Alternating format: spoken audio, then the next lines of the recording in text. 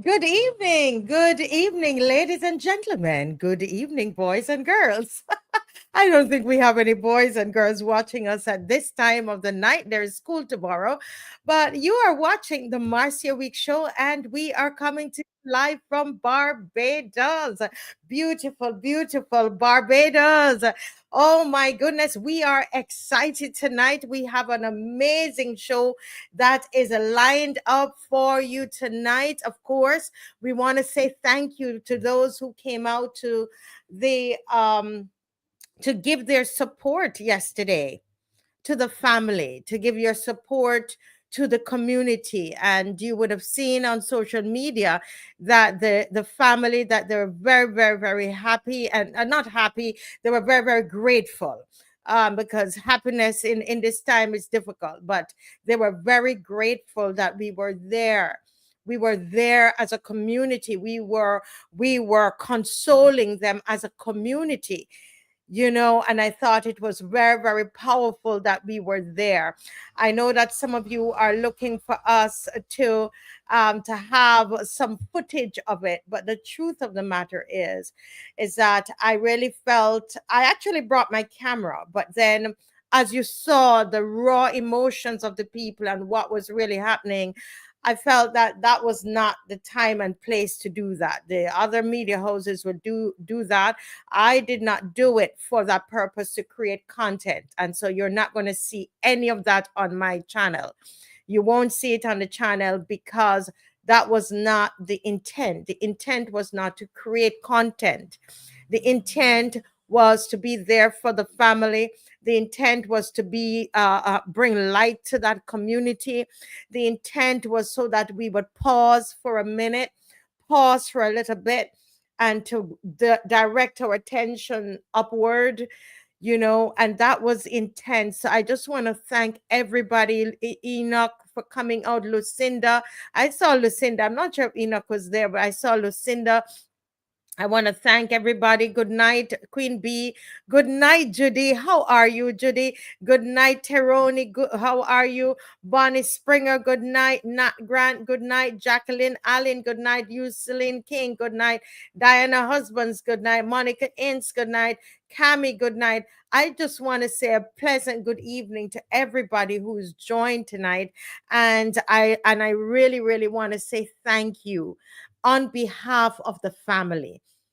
We didn't put on a show. It wasn't a show. So I can tell you thank you on behalf of this show, because we didn't put it on. We don't want to say thank you on behalf of the loyal opposition pressure group, because we did not, it was activism yesterday. It was a show of love and concern and prayers up to God.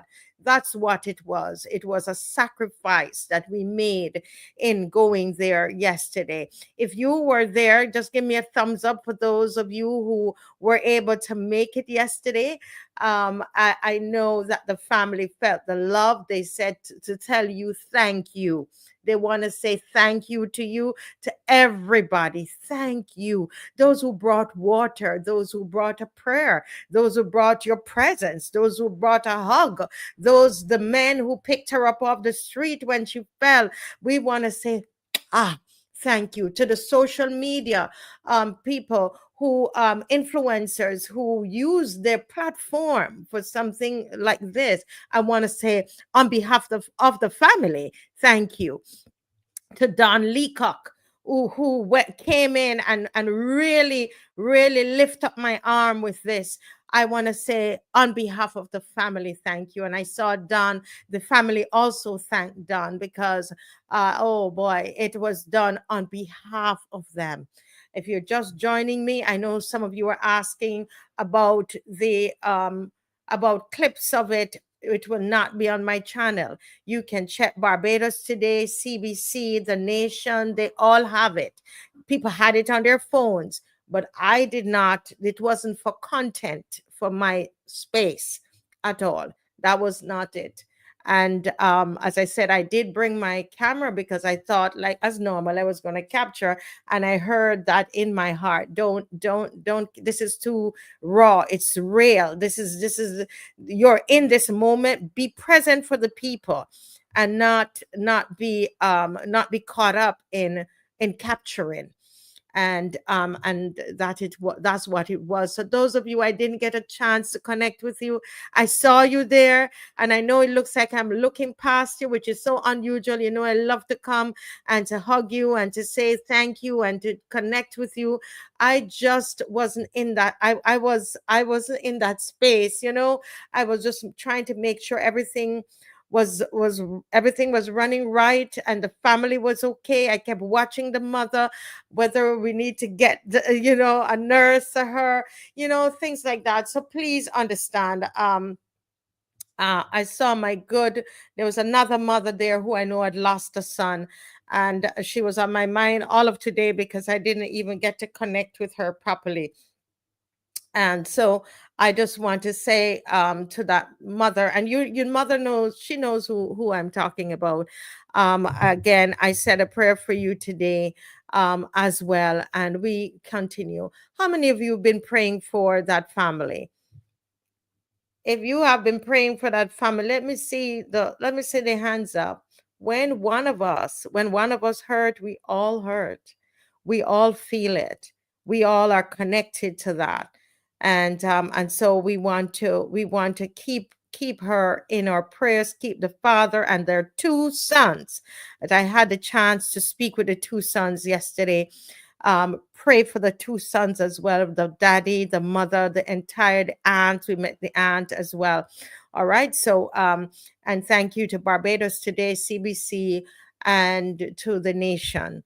And as I said, you can find clips of that there. I want to thank Dave Weeks, who after I felt, to do this, who supported me 110%, was there for me, and I could not ask for more. Dave, I could not get it done without the support of everybody and with my support of my husband. Thank you, Lisa Niles. Thank you, Kathy Weeks. I'm going to start calling name and then forget, But I want to say thank you to every single person, all the panelists. Dr. Ferdinand was there and helped to manage the road. And there was a group there called United for Christ in purple, and they also helped to manage the road. And to everybody who supported the school, from the principals from both of the schools who came, all those teeny boppers were there, and they were comforting each other. And it was a beautiful experience because we saw Barbadians, as we know, they were coming together. Now, I want to say something because I like to be transparent. We did say that there were no speeches and no performances. However, some of you might have heard me say that the young people, through Don Leacock, they contacted Don Leacock and they wanted to perform. They wanted really to do poems. The school, Milton Lynch said, you know what, the principal wrote a poem. We would like him to say the poem because the principal was very connected to that child. And the principal wrote a poem. The child also had written a story that was published in a book. And his teacher wanted to read the story. And with all of that, Don says, I said, but Don, I really don't have the emotional and physical strength to put on a program. And Don Leacock said to me, Marcia, I will handle it. And he did. And he did. And I want to thank him for getting the shirts to the parents on the morning. He did. Don, take a bow wherever you are. You're a wonderful young man. He has a charity called I can't remember Don's child. Lift Up BIM. No, BIM. What is it, Dave? Oh, this is terrible. Okay, we're going to give you the correct name for Don's charity. It just went from my brain. Please forgive me, Don. But yeah, so I want to big up Don and a parent of one of the one of the students that's related to him brought a lot of water. They brought, oh, we just had love, and everybody felt it, and we didn't know one another, but we came together and built up BIM. Thank you, Mystic. Build up BIM. Yeah, build up BIM. I thought I knew it. I didn't write it down, but it's build up BIM. So if you see that anywhere, like it, it's a real charity. Registered and everything. Yes, build up BIM. Thank you, guys. Very, very much. Thank you all for being there. The prayers, the prayer warriors. Thank you so much. The Adventist Church. There's a beautiful church there, the Seventh-day Adventist Church, which is right across from the Hard Court, the Silver Hill Seventh-day Adventist Church. From what I saw, I think they closed down and they came out. They also allowed us to use their bathrooms. Thank you so much. The washrooms. Thank you. They sang, and I mean that is, and walked with us on the road. They came up and walked, and that is just beautiful Christian love. They didn't have their service. It seems to us they opened their doors so we could come in. Oh my goodness. I also want to tell you, I didn't plan to talk all about this tonight so much. I said I'm going to try to ignore it, but you know how I can't. I want to tell you the story of this little boy, and I have not gotten permission from anybody in the community to show his picture. So I'm not going to do it but I'm going to keep it for myself because I'm going to keep praying and blessing that little boy. Can I tell you a little story? Bear with me. So, we have the little placards with the names of those who have been killed, and those who have been killed last year into this year. And already, I believe we have, it's either 12 or 13 or 12 persons, I think, this year. Again, you can correct me because, we do the show together. And this is a moving target when you think it's this, because we did 12 names. But I think there was a shooting the day after. I don't know if that was a homicide. I'm not sure. But we had the names from last year, and I was thinking, should we, and CG was there with me, and again, thank you, CG. And I felt, let's take all the names with us, those from last year and this year. So we would have had about 63 names of young persons, mainly only two young women were in the lot. Everybody else were young men, right? So listen, folks, listen. We are getting ready to leave. So we're packing up. We will be among the last to leave the area. So we're packing up and getting ready to leave. And here comes this young lady from the community.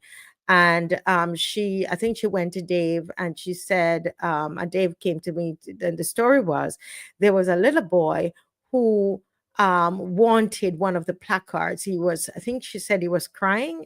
Dave can let me know in the chat if she said he was crying. He wanted a placard. I said, a placard? She said yes, because on one of those placards is the name of his dad. I said, really?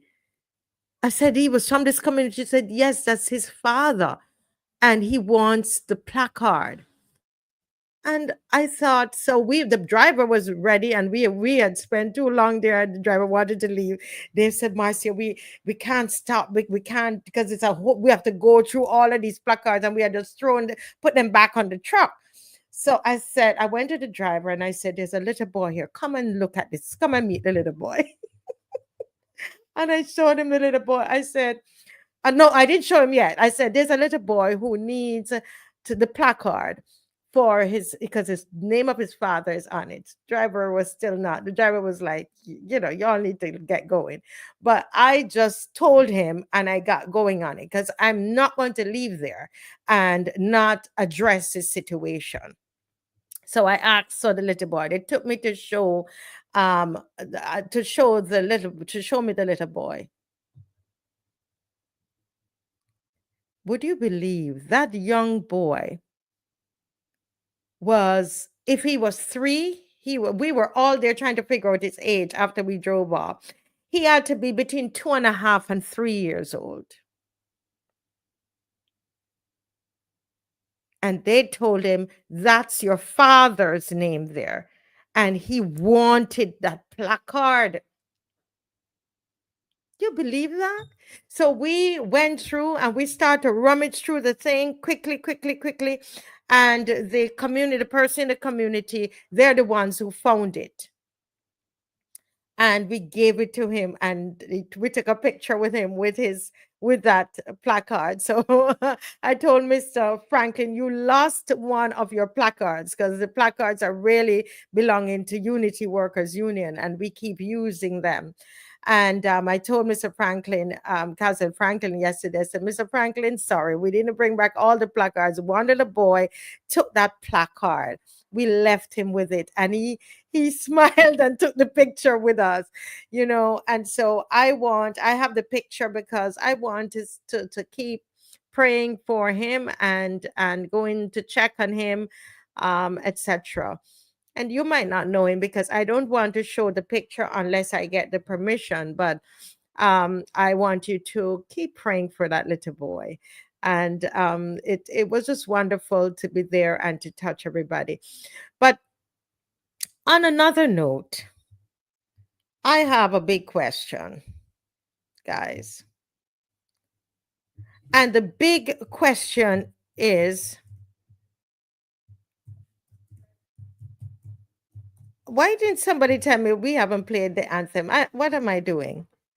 What am I doing? I'm getting carried away, Thank you. I'm getting carried away. So let's play the anthem, and then I ask you.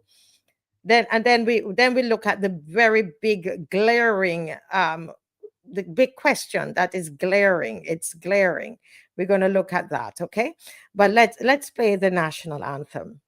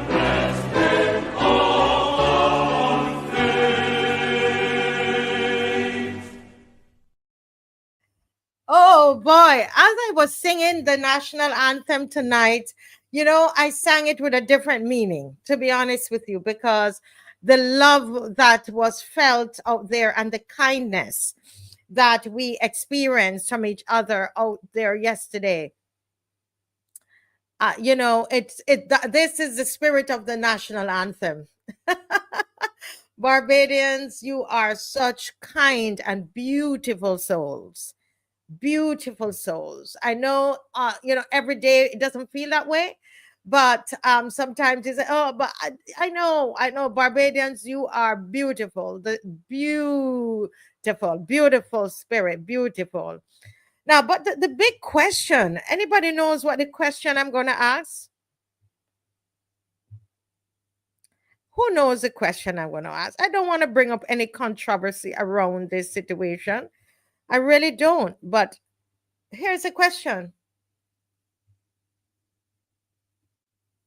I don't know if Dave could get the permit for me. Dave, the permit is still in the vehicle. Dave, if I could get the permit, I don't, I want to have the permit in my hand when I'm speaking to you, because I am dumbfounded. I am dumbfounded. This is so. Anybody notice that we did not have any police there um in where? Oh, I have the wrong tense. I have the wrong tense. Let me change it. I didn't see.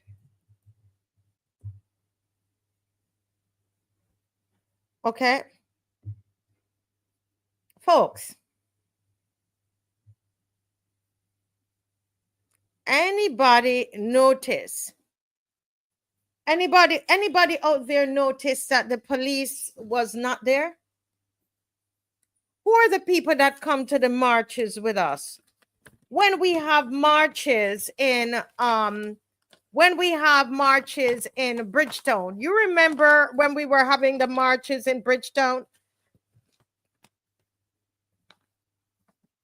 You remember how, I mean, we police crawling all over the place. I remember our first one that we had on the cybercrime bill. There was just, I don't know why they would have sent so much police.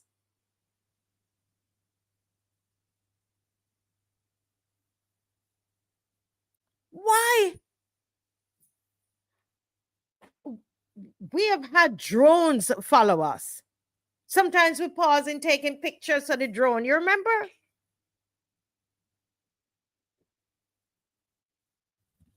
This is a letter that I have here. M. Gardner, I'm going to address what your point that you're making there.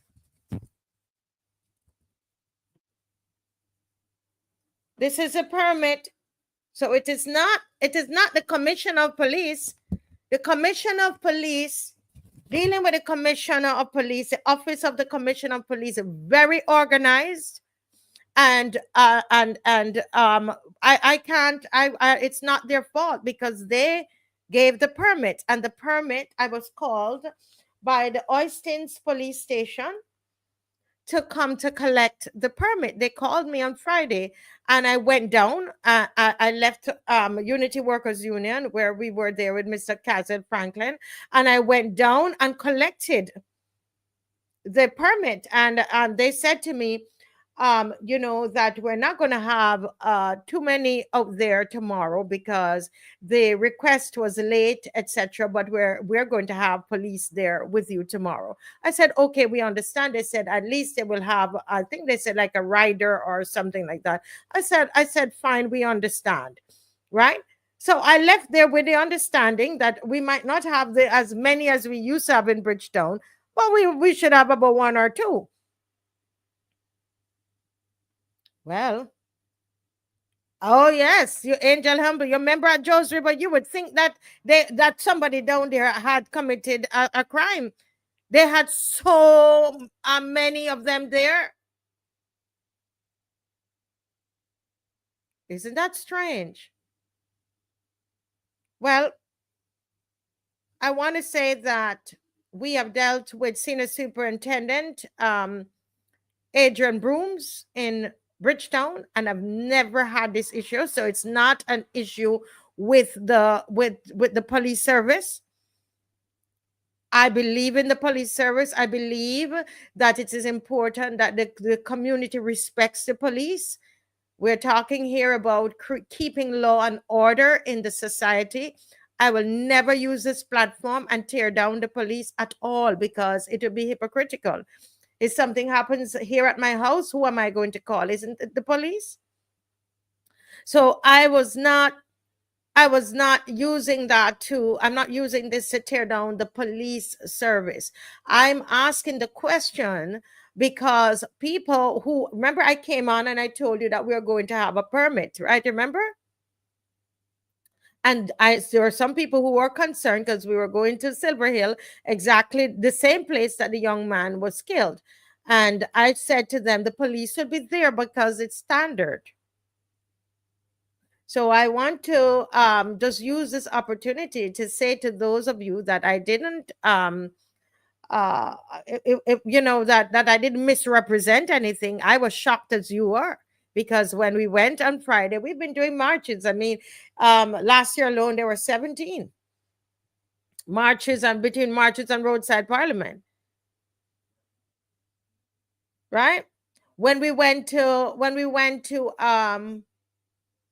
Nelson Street, they were there. You all remember that? When we went to Chapman Lane, they were there. This is number 4, you know. This is 4 solemn marches that we've had.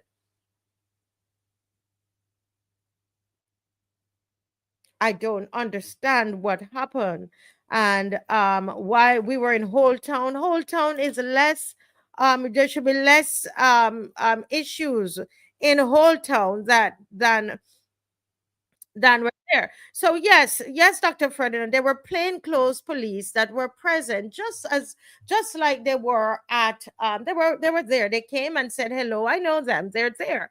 The point is this: we needed the police to manage also the traffic. So we had to be managing the traffic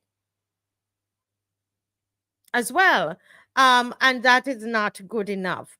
And I think, I've already registered my complaint about that, because I am gunning for the police. I'm pushing for the police. I believe in the police, and I have had very good service from the division in Bridgetown division, and the commission of police. And we just had our march in Whole Town, and the Whole Town police, they were very, very, very, very nice to us. You know, we started off a little rocky with them, but by the time we had the march, there was a good understanding, and we worked together very well with that group of with that police with the police service there in Whole Town. I am aware that there were plainclothes police, and I think M. Gardner said it earlier, and I had said I was going to address it. But it could have been a serious situation, and I am really concerned.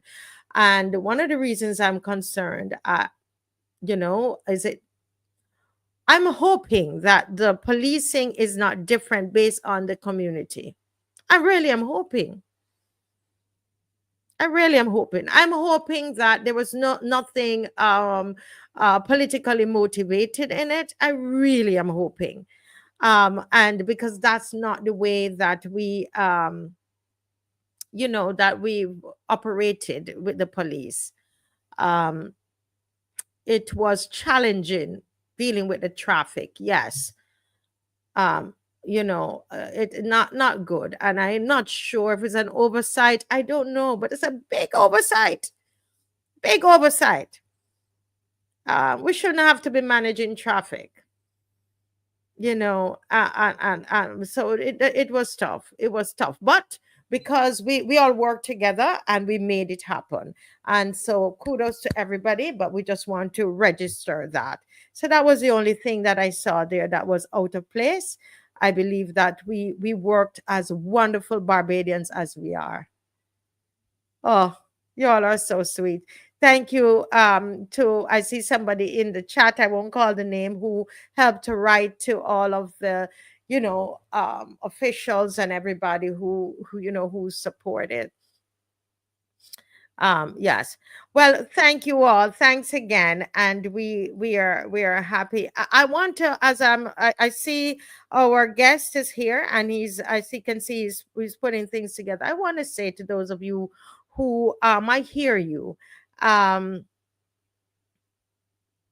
hear you. You're concerned that you believe that I'm giving the government a pass on crime in Barbados. Believe me, that's not the case at all. And hear it from me, because I hear the rumblings. I'm not giving the government a pass at all. What I'm saying to all of us is that when it comes on to crime, we should not make it partisan. You understand? It's a non-part to me. That's how I see it. It's just my opinion. You might see it differently. It's a non-partisan issue that requires a comprehensive approach. And that approach involves government. So if you were to do it like a pie chart, of course, there'll be a big chunk of it, which is policies and legislation. You see what I mean? So if it were a pie chart, you would see a big chunk. You know what I mean by pie chart? If, like a cake, a big slice would be the government. Okay, policies, legislation. You and I can't do that. Enforcing of policies and so on, where the police service would fall under that. All of that. We understand that, and I was just saying that let us not use this issue in its raw state that it is in right now, and use the solemn walk to be addressing that. Let's just bring our humanity together, right? Let's bring the humanity together, and that's what that was about, right? So it's not that's what I'm saying. So to my regular viewers, who I know some of you got upset with me about it, that's not what I'm saying. And if you disagree, that is okay.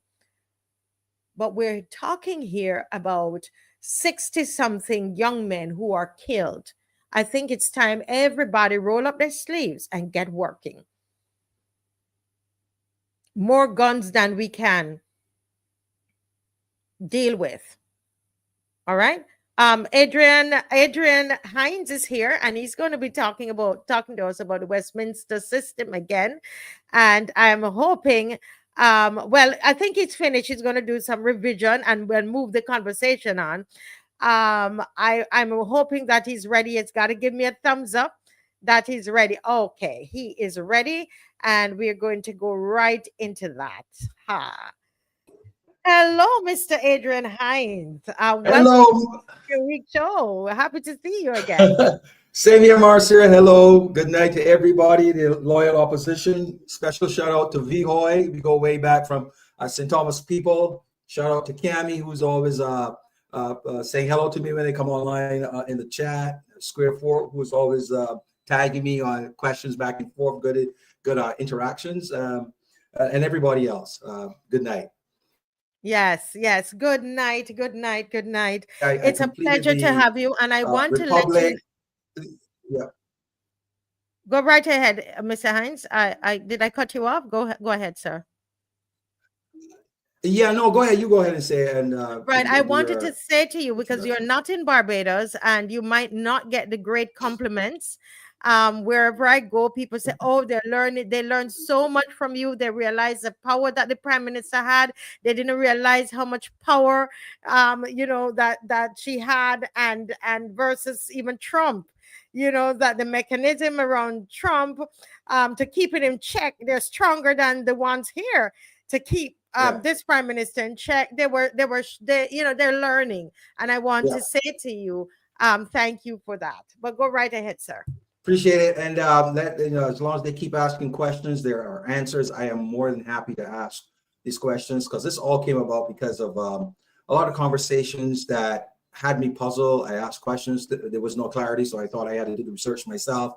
And I am very confident in my take on this. There are people who are academics that have helped me to come to this realization that this is what we have. So the more people come up to speed on it, the more confidence they would have to challenge this government, and any government that comes into a Westminster system, it needs to be done.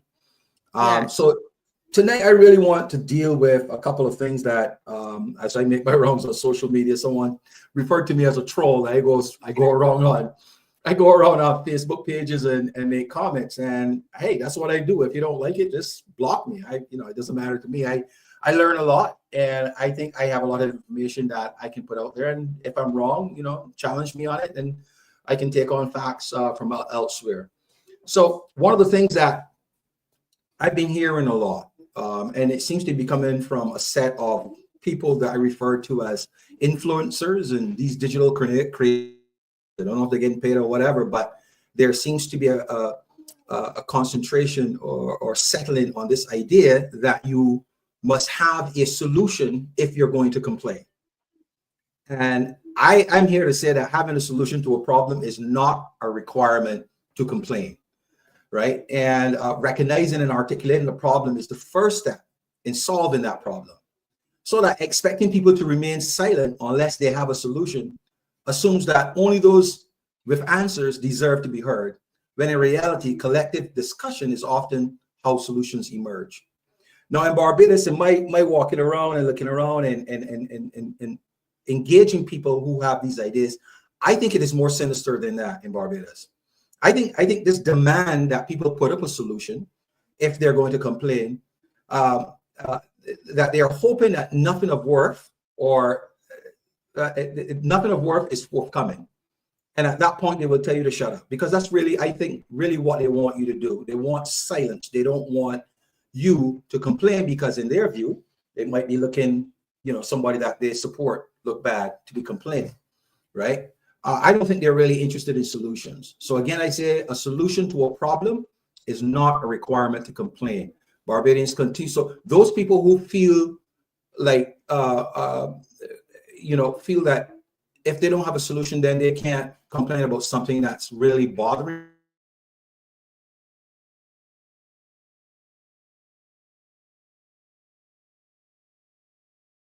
Hello, can we hear him, or is it my okay. Right? So another topic that hit on me was, that I heard a lot is crying political. A lot of people in Barbados, as they address what is happening in the country with crime, they often offer a disclaimer that this is not be or do, this is not political, right? And I wish to dissuade people from that. Your life is about politics, whether you like it or not.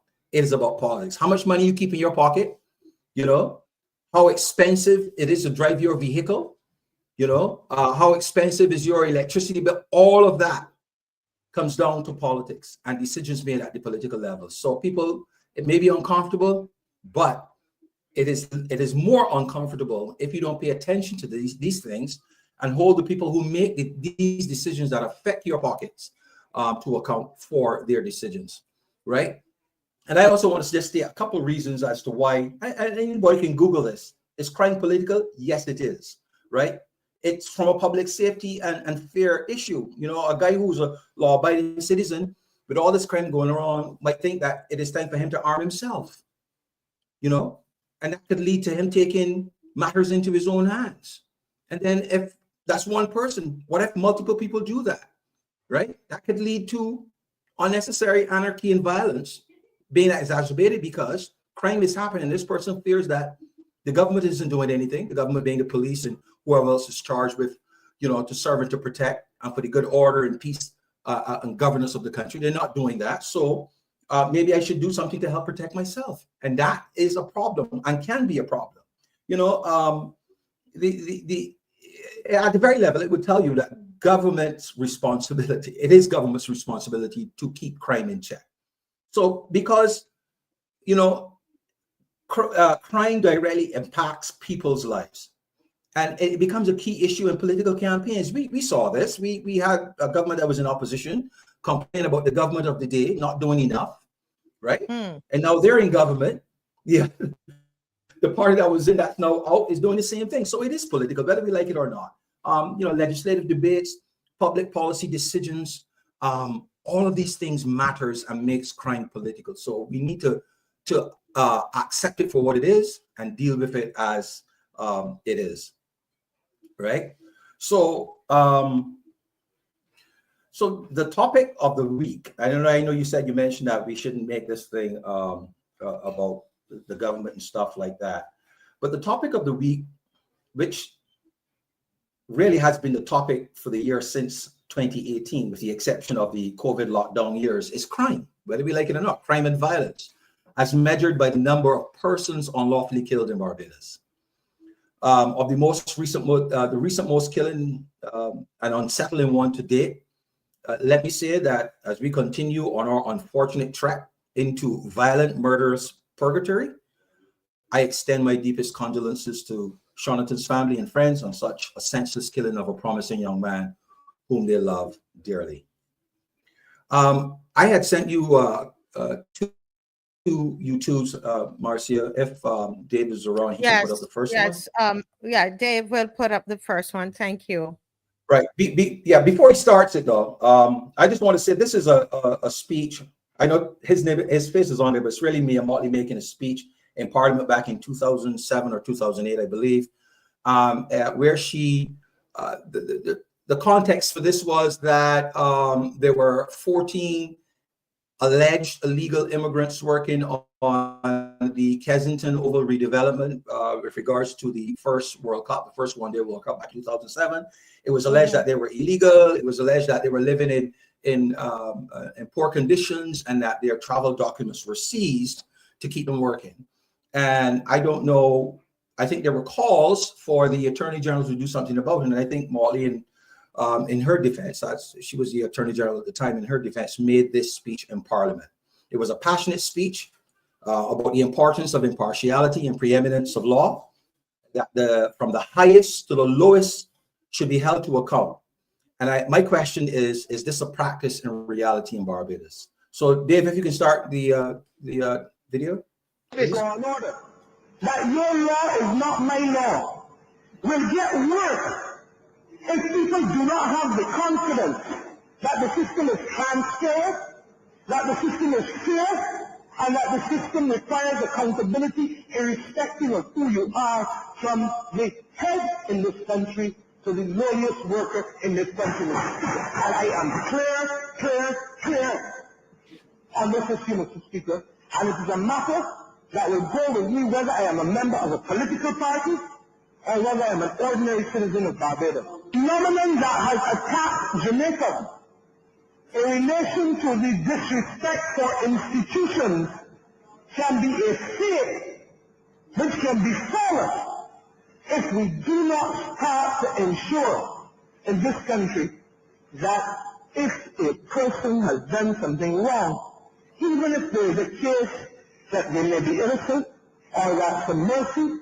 they must face the courts of law unless the Director of Public Prosecution is satisfied that there is no case. Absolutely the answer. So there you have it. The phenomenon that has attacked Jamaica with respect to the with regards to the disrespect for institutions, maybe a fate that befalls us. And my question is, are we willing to say, unfortunately, that fate has befallen us?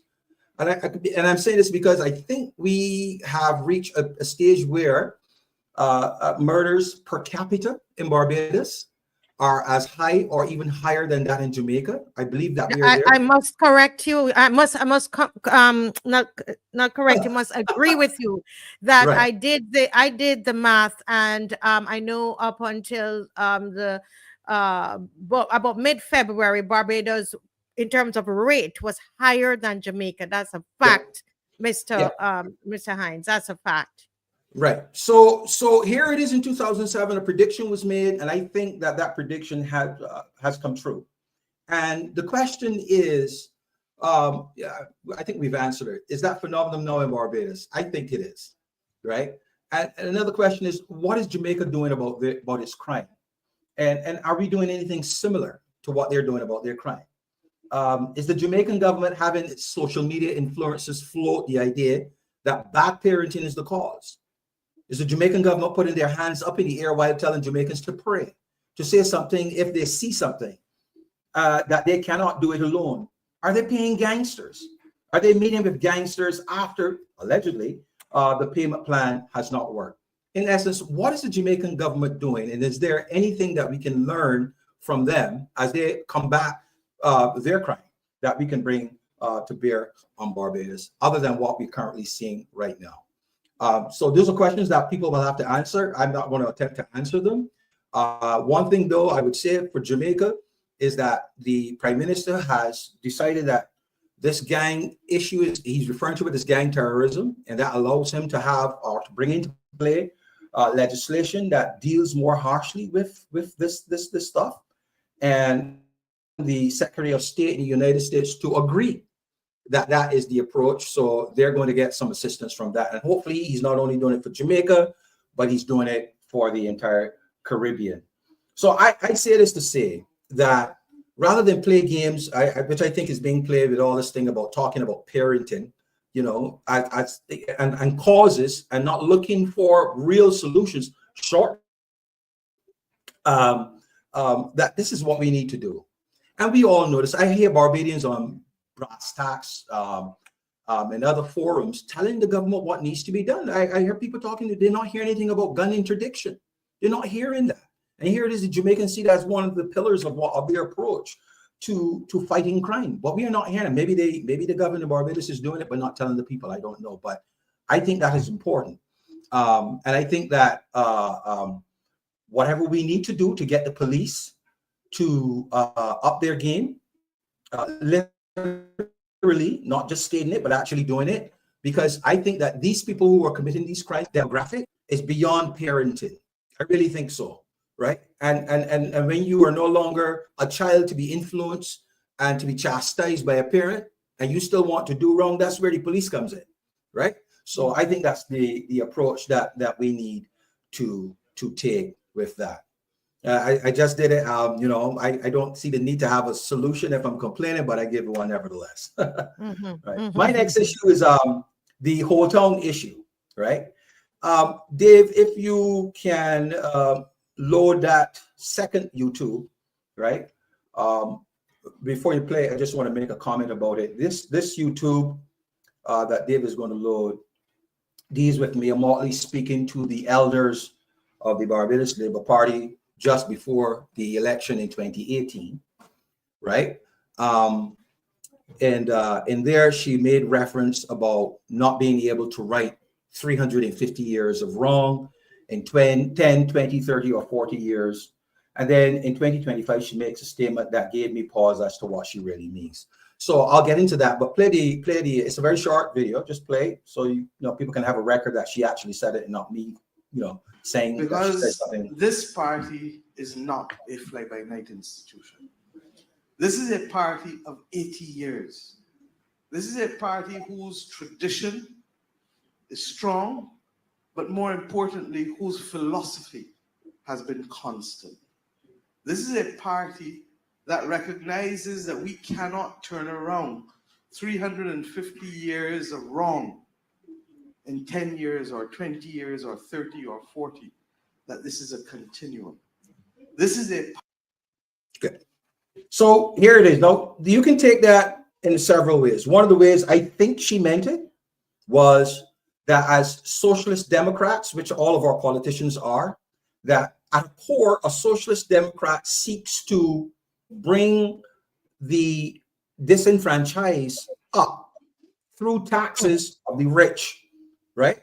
And you can't do that in one fell swoop, because obviously the rich will complain that you're taking all their money away, but you do it through taxes, piecemeal, and bring people up and bring people up. And I believe that that process have gone slow, if not being stymied, right? That after 60 or close to 60 years of independence, that the level of progression towards enfranchisement is way too slow. Way too slow. And I don't think I'm alone in believing that. And I think that's part of the frustration that young Barbadians are feeling. If you go back to the 1985 Commission on Law and Order, there were 86 suggestions. And I don't know that any of those suggestions were ever acted upon. And I don't hear anybody talking about that. But we hear that the Democratic Labour Party was supposed to come up with a new commission on crime.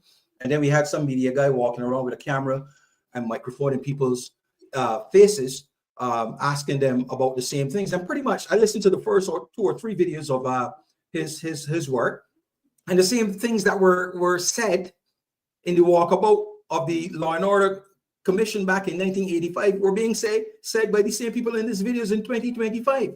We are not learning anything. We are not doing anything, right? So she said, we understand that the party said, that they cannot right 350 years of wrong in 10, 20, 30, or 40 years. That's 2008. And that's in relation to people saying that the progress towards enfranchisement is too slow or stymied. So she's saying, hey, we're doing it, but I still think right. So in 2025, in relation to people saying save our heritage with regards to Whole Town and the garrison and all these places that she wants to rubbish so that she can put up hotels, she's saying you cannot live in the past and build for the future, right? So 350 years in wrong can be slowed, if not stalled, in bringing people to a place of enfranchisement, right? And here it is now with preserving the history of the country. She's ready to get rid of that, right? Because we need to progress. What don't the people of Barbados need to progress too? You can't have it both ways, right? You can't have it both ways. And just to speak to this issue of not living in the past to build the future, I use a couple statements from a professor in America called Eddie Glaude. He's usually on MSNBC, and he holds people to account for not addressing the core issue of the issues in America, which is race, right? He has a couple of things. He says, confronting and understanding history is essential for creating a just and equitable society. He says history is not just about the past, it's about the stories we tell ourselves to justify the present. He says we have to tell ourselves a different story about who we are to release ourselves from a different future. Acknowledging and learning from the past is not a hindrance, but a necessity to build a better future. Ignoring historical context may perpetuate existing injustices, whereas confronting them can lead to meaningful change. Eddie Glaude Jr. So I say, I think a lot of what is happening is more from a self-interested perspective, that her statements are maybe contextual to an event, but when you match them together across other speeches, you see that there is a conflict, as I said, with that 2008 and 2025, so we have to, as a people, never forget what's in it for us as you deal with these people. Everybody's going to put forward their perspective from their viewpoint, and you can't. It is wrong for you to take on their perspective at the expense of yourself. And I say this because I remember this. I used to go to a New Testament church, and there was this old lady who loved her pastor, and she took all of her meeting money to redo her house and gave it to the pastor, right? And her house rotted down, and he never did anything about it, right? There are a lot of not as realistic as that, but there are a lot of Barbadians who do that. They take on other people's ideas at the expense of themselves, and we need to stop. We need to ask these people, what's in it for me? Because putting our local interests on pause for, as they say, the national need has to stop. If you can't do both, then we need to separate you from being a parliamentary representative and minister at the same time. But I digress on that. Also, I want to touch on the Afreximbank.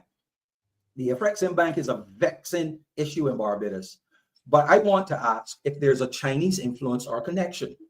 Is there a possible conduit for China's Belt and Road Initiative? I have 7 questions or 8 questions that people can consider as they. Can I let you know that technically, you have 5 minutes left, right? But in your segment, but you're onto something very, very important there. Okay, but I'm just asking questions here. I'm not going to delve into anything, because you mentioned you had an article that showed that who the directors are and where they're from. So I asked the question, is Miss Yuan associated with the Chinese Development Bank? No, sorry, I'll start with, what is a Class C director of Afreximbank? Who is Miss Yuan? You mentioned her name. That's where I got it from. Is she a Class C director of Afreximbank? I'm asking questions that have answers to them. Is Miss Yuan associated with the Chinese Development Bank? Is there a relationship between the Afreximbank and the Chinese Development Bank? Are there any loans? Who owns the Chinese Development Bank? Is there any relationship between the Chinese Belt and Road Initiative and the Afreximbank? Is it possible that the US under Trump may view this relationship between Barbados, the Chinese Belt and Road Initiative via Afreximbank in a good or bad light? I leave that. I too join with Barbadians in their view that the land giveaway and tax exemption to this bank, all for the promise of trade benefits in the future, is akin to buying a pig in a poke. We continue to have significant trade imbalances with nearly all large economies that we trade with. I see no reason why this will not be the same with trading with this bank. Remember, folks, this is not a development bank. It is not a development bank. And if anybody has questions, I can give them more information as to why that is the case, because it really is. The last thing is Visagate and the Cuban Missile Brigade. From what I understand, this policy is all about Rubio's, and his belief is driven by deep-seated dislike for the communist regime, given his Cuban background. People are saying that Motley's speech in Parliament, as she addressed the issue, was a tough stance. I do not see that. I saw it as a very diplomatic approach. She says she's not going to shout across the seas, and that if she loses her visa, so be it. That is as civil and as diplomatic as you can get. There's nothing tough about that. If you want tough, you look at what Rowley said, right? And how he said it. He was very animated, but people dismissed him because, you know, he's a retiring prime minister at the time he said it. So they were like, he ain't gonna fear nothing. But that's not the case, right? And then you have Gonzalez and how he approached it. He said he wouldn't do it. He got 21 people that will die if the Cubans leave. So he ain't doing it, right? That's direct.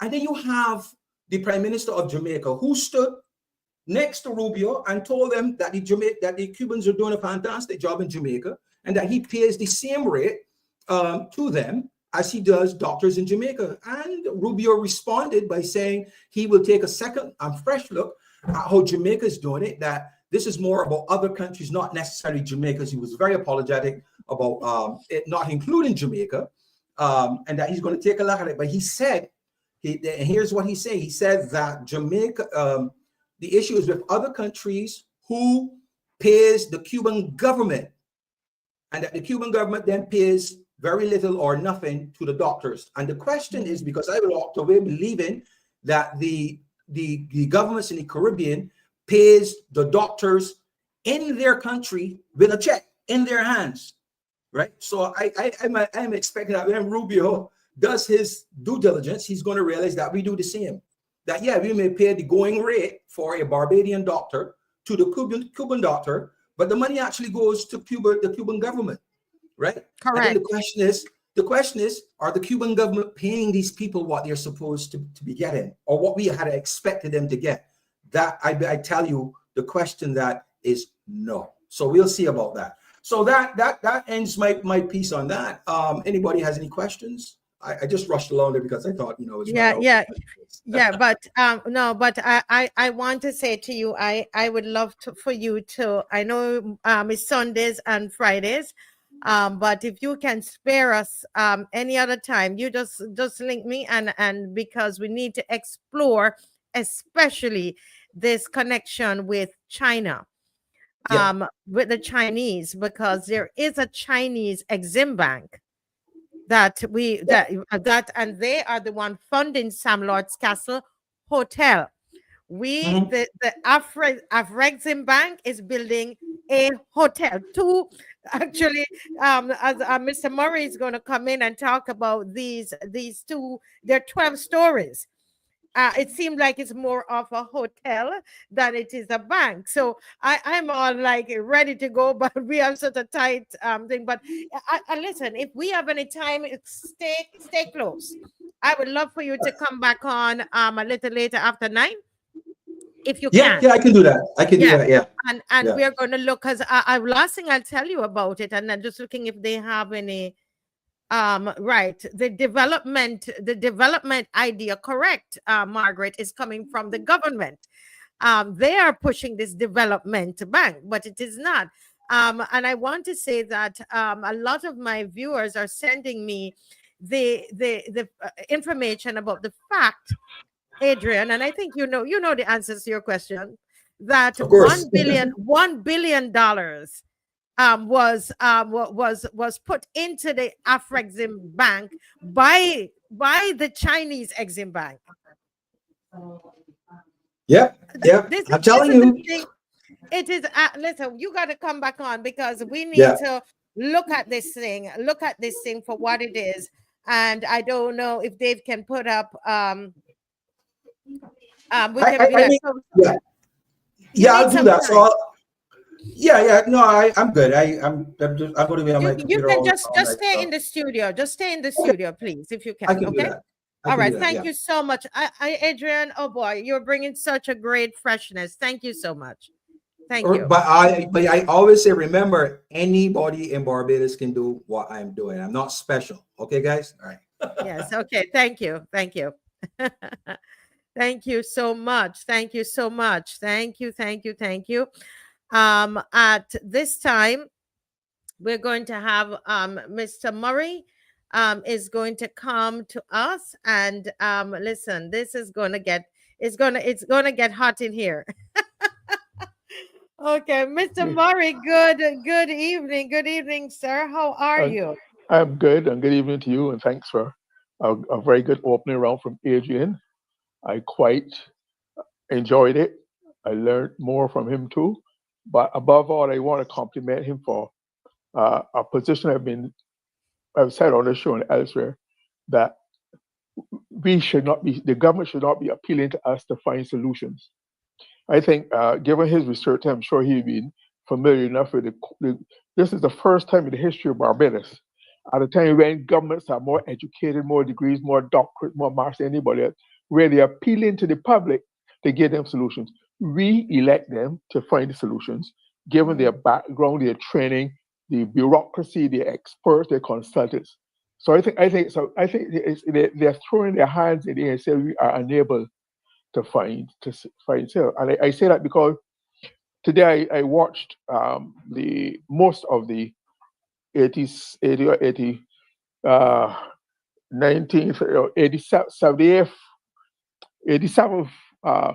anniversary founding their service at the Garden Land Church in Reed Road, St. James, and the Prime Minister spoke about crime. It's the same old story. No initiative, no different approach, appealing to everybody to get involved. You need your help. All the whole thing of many hands make like work. One blows the same old story. And this is the lady who some months ago said that they had formed an alliance. They had formed a special a serious crime and gangs unit. We've heard from the British authorities, but we're not seeing or hearing any evidence of the work of this institution. So I thank Mr. Hines for his forthrightness too, and I believe that people should not. One of the reasons why Barbados has developed and advanced over the years because it has quote unquote complained. If we do not complain, you settle for mediocrity or less, and you suffer. So because we always want the best, better, that has driven Barbados in the past. It's the same spirit and outlook that's happening today. So I am at one with him in that respect. Yes, But- yes. Very well said. Thank you. But that is not my topic tonight. Is called Twin Towers of Brutal Betrayal. Twin Towers of Brutal Betrayal. And if you can bring slide one for me, I'm going to define what betrayal means. All right. Yes, that should be coming up very soon. And the Twin Towers relate to the two towers that you Right. While made we're reference to. getting that up, let me just read. Betrayal is an act of deliberate disloyalty. Betrayal is the act. It's an act of deliberate disloyalty. And it is my contention that the Prime Minister, by extension, the government's attitude to giving away that free land, that prime real estate land, over $200 million of land free to the African extreme constitute an act of extreme a deliberate disloyalty. If you here's the slide 2 where the pics of the two towers, the two twin towers. If you can zoom in there at the top and bring them a little closer at the top, right. That is an artist's impression of what it would look like, the twin towers, and I think that they will forever live in infamy for the disloyalty of this government towards the people and the patrimony of Barbados, the welfare of Barbados, to have gone this route and given away that $200 million of land for nothing. It really, I'm still getting over the shock, or trying to get over the shock of it. And some people might think I'm always picking on the Prime Minister, but she's the Prime Minister, and Prime means first. So you have to be out front because of your position. All right, but that part, I'm going to read a quick list of other Prime Ministers have had projects that have drawn comment, criticism, discussion, disagreement with them, right? And so no Prime Minister has been, no leader has been immune from criticism. And I'll name a few. Under Grant, the others, for example, when he built government headquarters, which this government is trying to sell, right? It was called, people laughed and called, it was called the Ministerial Building, and other people call it Adams Castle, because it was the tallest building at that time around Bridgetown. It was called Ministerial Building because all the ministries could fit into that building at that time. This is 1956. When Grant went ahead with the Deepwater Harbor, that was also criticized. When he started the Queen Elizabeth Hospital, that was criticized. When Mr. Barr also was engaged with some project, I think through the Barbados Development Bank, a place called International Seafood, that was controversial. The HARP gun, the High Altitude Research Project, where the Defense Force now operates from at Paragon, that was a high altitude gun, that was controversial. There was the acquisition of a vessel called the North Point, that was controversial. When Tom Adams proposed daylight saving time, that was controversial. And after a year, he backed out because he said it was too controversial. And even there was no evidence given that it had done any harm, as people had said it would. People had threatened that people would go to work early because you get them an hour earlier than usual. People would be raped and assaulted, and none of that happened. But he thought it was not worth dividing the country over, and he backed off of that. He proposed the Central Bank building, that was controversial. The ABC Highway, that was controversial. Erskine Sanford, Prime Minister, 8% pay cut. They had some problems with Barbados Tourist Board, Carsicot Cotton, or another had his problems with gems, hardwood houses, the highway flyovers, EduTech. David Thompson had CLICO. So I'm saying that every Prime Minister has had his issues, some fair, some, but it was part of the national discussion. But this is the first one in which any Prime Minister has ended up giving away Barbados's wealth in land in that respect. And if you could bring slide 3 up to me now, I think it would be useful, Marcy, if you were to remind the public of the details of this plot of land to show how significant it is. So if Dave can bring slide 3 for me. Yes, and right. So 1 hectare is equal to 2.4 acres, right? 1 acre is 43,560 square feet. 2.63 hectares equals to 6.5 acres.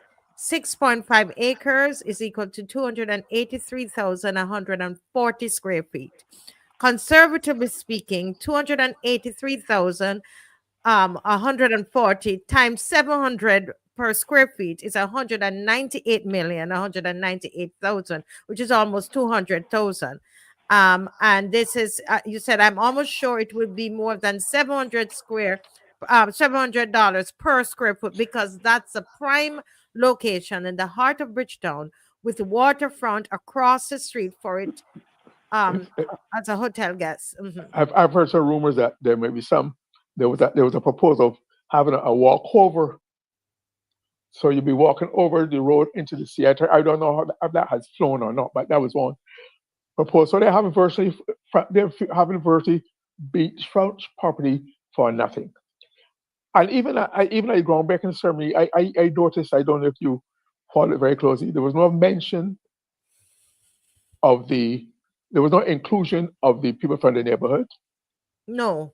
There was no visible Not presence. that we saw or heard from. I spoke to some of the residents, and they only got one letter, which you know about. You can go Right, ahead. which was very impersonal, official. So you're meeting the requirement that you inform the neighborhood, but there was no connection with the community, no involvement of the community, and that only came out when the Prime Minister made a sudden announcement. Now, when they had the debate in Parliament, both the House and the Senate some weeks ago, when they were passed this legislation to vest the land, to give away the land to Afreximbank, there was no mention of the public, of the neighborhood. But then she mentioned that there was that there would soon be there was to be a soon to be established urban transformation fund of Yes. $7 million to improve the life of city residents living in the shadow of the project, living in the shadow, not being part of the neighborhood, not neighbors, living in the shadow. And living in the shadow means it has a very negative. I think I have a slide for that too. Has a negative. Yes. But Mr. Murray, can I ask you? I know it had said it was 3.5 million US or Barbados. That's why you made it. That was 3.5 million US. US, I got you. Yes, 7 million Barbados dollars. So 7 million in comparison, they're going to use 7 million for those who are living in the shadow of these twin tower hotels. Yeah. And when we look at how much it could have been sold for, almost $200 million. Right. So let's deal with the term industry. I thought that was a very demeaning, degrading. Yes, let's see if Dave can get that up. Yeah, slide 4. If you can read it for me. Slide. Yeah. The definition.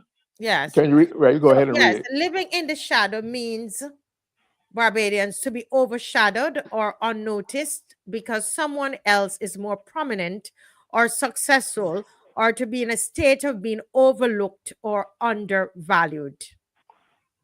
Right? Yeah, that's right. So in other words, you're just there. You don't really factor in this focus of our thinking. You're part of the externals. You're on the periphery. You're marginalized. And I thought also it was interesting that when Professor Brahma, I think that's his name, of the Afreximbank, he never made any direct reference to the neighborhood, to his neighbors, to the surrounding districts or whatever, right? And therefore it came out, it all fit into a them and us situation. This was the elite speaking, and there were the others. They come as afterthought. So he never thought, he himself. Okay, this is the point I'm making. If the Prime Minister, if this soon to be announced soon to be established urban transformation fund, right, was so central to their thinking, I'm sure in order to show the so-called benefits that Barbados get, the professor, the head of the bank, would have spoken and mentioned it at the ceremony. I'm sure it should be mentioned in the House of Assembly. But the Prime Minister, I think this and her usual style, because the controversy surrounding the deserved controversy surrounding the issue, this was an attempt to appease, to keep the public quiet, to say, we're going to do something for you. No details, which means there's no details as to how the fund will work, what would it do. I remember when Owen Arthur built that the London Twin Towers. A lot of people, investors or whatever, were annoyed because they felt that land, which was across from the sea, was too prime, too good to be devoted to social housing, public housing. So there's always this appetite for that kind of real estate to go into high-rise, high-end development rather than what the purpose it serves for public housing. I'm sure when the government was negotiating with the bank, if this government were serious, Mm-hmm. that would be one of the prime requests, because I'm negotiating.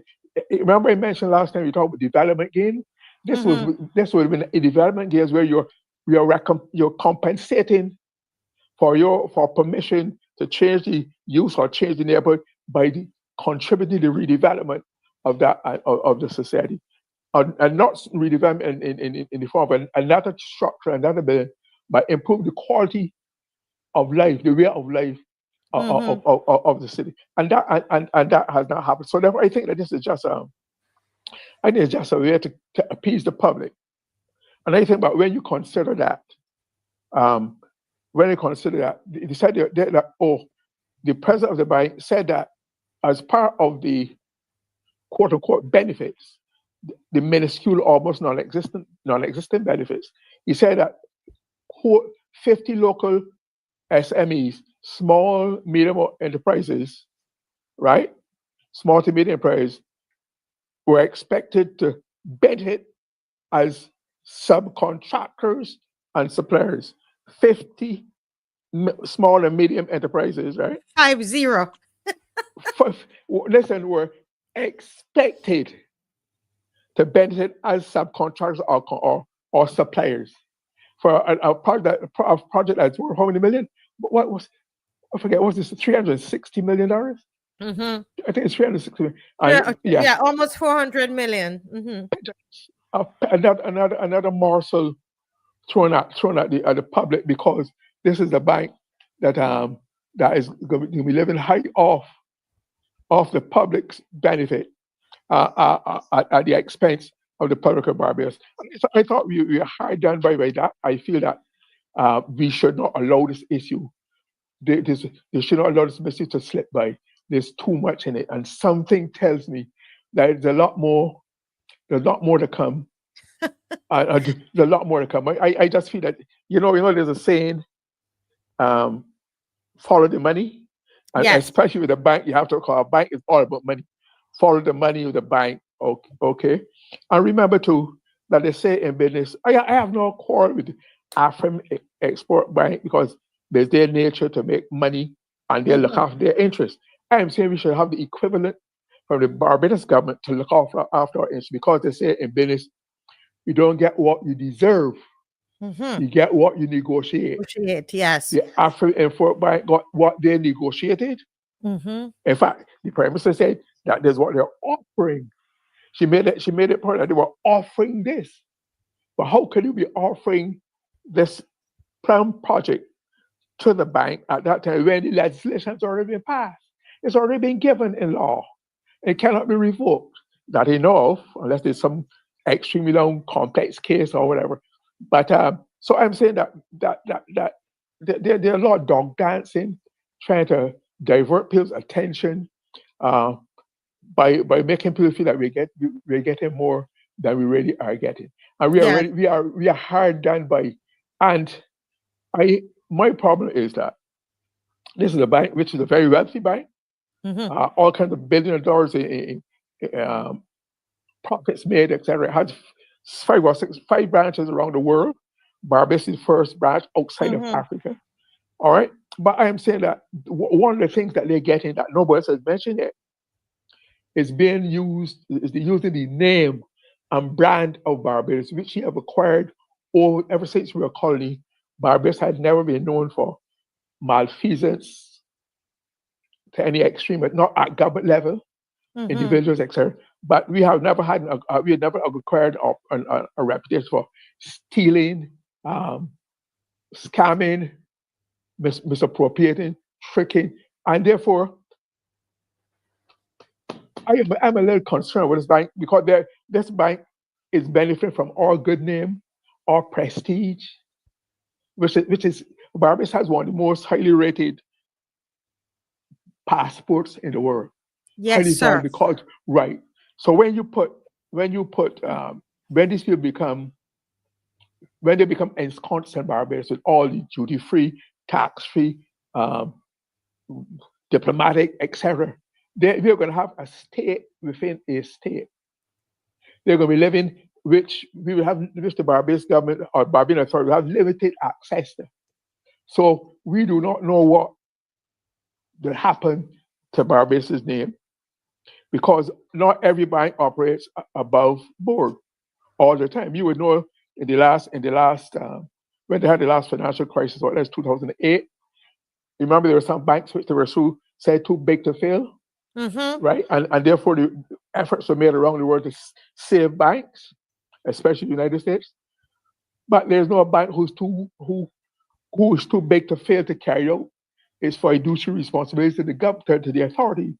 Some of the biggest banks in the world, HSBC, some of the top private banks in Switzerland, all over the world, have from time to time run afoul of the authorities. And I think we have to be very careful that Barbados' name is not finally dragged through about not a bank that operates for us and for our interests, but because we have been over liberal in making them rulers of themselves in like I said, a state within the state, where they're really independent within an independent Barbados, where they're almost untouchable. And that is very real. Do not fool ourselves that we're speculating. It happens every day. The same money laundering that we are often accused of by the OECD and I think goes on in New York, Paris, Rome, London, every day, Miami. Right? So I'm saying that do not feel that this is it. And this is not development bank, like Adrian said. We had said before, it is not development bank. It has been, the government is trying to project it as a development bank, but it is not. If you read their literature, they talk about making profit. At the same, they say that they're saying is a multilateral development bank, And I as usual, if I hear these strange things that I'm not familiar with, I research them. A multilateral bank. Let me give me a second for a minute. A development bank is a bank. A multilateral bank are said to be international financial institution set up by multiple countries to promote economic and social development in developing countries. For example, the World Bank, that is a multilateral. This is not a multilateral because it's not, and these multilateral banks are set by countries, sovereign countries, not by other banks. So we have to disabuse our mind that they're coming, that we're going to be benefiting directly out of this situation. And I think also that we have to be aware. I'm sure you know of the fable of the story of the Trojan horse, right? This bank could be a Trojan horse sitting in the middle of Barbados. You don't know what's going on because the Barbados, the government has almost given away Barbados to them. If you can look at if Dave can find the terms and conditions that they have given them, I mean, numerous. It's almost mind blowing. So we are not in any prime position, and we are, like I said, one of the things that we are saying being told Barbados is we intend to be helped. Like I said, we are already a hub. We have always been a hub through nature, through earth movements, geological formation. We are positioned where we are, and that has always given us certain advantage. So they are taking advantage of our existing hub. They're not making us into a hub. Yes. You understand? Right. And therefore, we have to make sure that we see this for whatever it is, and do not allow ourselves to be hoodwinked into believing that we are going to make any external benefits to any great extent to Barbados as a country. No VAT, no They have tax, immunity. no any revenue, right? Immunity, no NIS contribution because their staff and directors are supposed to get tax-free, duty-free if you can read some of those to actually just to remind the public. As I close off this segment, we're going to have to do some discussion tonight, guys, and we don't have a lot of calls. But the immunities and privileges, this is a waiver of immunities and privileges. We have done this before, but it's important to repeat it, especially because we have the march that is coming up this Saturday, folks. We're hitting the pavement again. We understand that the agreement is there, and all of that is, they're saying it's a done deal, but we need to register with the government that we weren't born yesterday, and we know what is up. And I have some real news for these people tonight, Mr. Murray, about money that has been passed. But we're gonna get in there. But the waiver of immunities and privileges. The immunities and privilege provided in this agreement are granted in the interest of the bank and may only be waived to such extent upon such conditions as the board of the directors of the bank shall determine. Not even Barbados can determine that. Listen. Just as you close, let me read my official definition of a state within a state. Yes. A state within a state is said to be a political situation in a country when an internal entity, like the bank will be, public or private, does not respond to civilian political leadership. They don't have to, because everything is waived, and that's why they are really a state within. That could be called the state of Africa import export, with their own flag, their own anthem, whatever they do. It is all on their sovereign territory, based on the giveaways from this overgenerous government. I think Barbados ought to be ashamed of itself. It's something I'm sure we'll live to regret forever. And I really don't understand why no other prime minister saw it or leaders saw it fit to do this. We've had all kind of agreements with. Listen, First Caribbean International, CABC International, is a regional bank, has a regional headquarters in Barbados. And I know they rent, or at least they occupy, the old Warren Great House. The government of Barbados did not give them that because they're a regional bank, because they are a commercial bank. Why the Prime Minister owes it to Barbados to explain in detail why she has gone this route, this overgenerous route, because it does not sit well with many people in Barbados. I think this is probably her most egregious mistake, which means outstandingly bad in her tenure of office. Yes.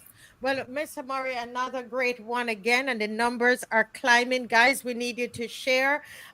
This Saturday, we are going out. We don't care if it can be reversed. We want this government to know that we were not born yesterday. We want this government to know that we are not happy. We are registering that we are not happy. We don't, in Jamaica, we say we're not business if it can't change. We are letting them know this Saturday, April 5th at 10 a.m., we are at Liquidation Center, where they did wrong to Miss Ram. Whatever you feel about Miss Ram, wrong was done to Miss Ram. We are starting there, and we are going to end up at Jemmotts Lane this Saturday, because Prime Minister, this government, we didn't born yesterday. Right over to Miss and stay tuned. We have some big news coming up about this bank. We're gonna discuss a little later. Over to Miss Maxine McLean. Hi. Sorry, because I wasn't sure you were ready. Let me just turn off my phone. Sorry. Yes. That was kind of a sudden thing. Normally there's some signal that I was in. All right, not the problem. My apologies for that, ma'am. Yeah. Let me just turn off my phone. All right. Good night, everybody. I was intent on listening to Glenn and getting some information as I listen, because I know we are talking about the Afreximbank and government's actions. And for me, when you say okay, let me just settle my head, because as I said, I normally am made aware that I'm coming in. So, and I've been dealing with a million and one things as I listen. There are a lot of things here, but let me start by saying, and I think this is the common position, that as of this moment, Barbadians do not know what the government of Mayor Mottley has agreed to in relation to this bank. Sorry, I'm getting some feedback from somewhere. I think somebody thought I had disconnect, or that was that coming from you. I'm not sure. I'm hearing some sound, so I thought it was either my cell phone, which was ringing just before I came on my tablet. I usually watch on my tablet, so that I don't mess up my computer. Yeah, as I was saying, my concern really coming out of all that I've been hearing, and I'm gonna go.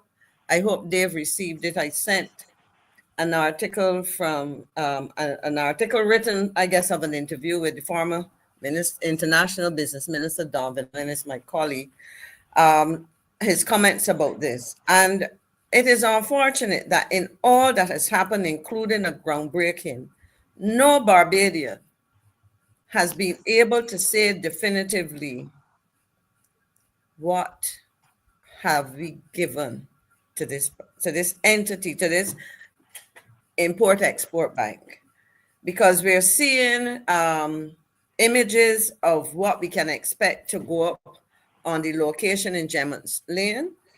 And frankly, I believe that is part of what I think I heard Glenn saying, that what appears to be there is a construction of a hotel for the most part, you know.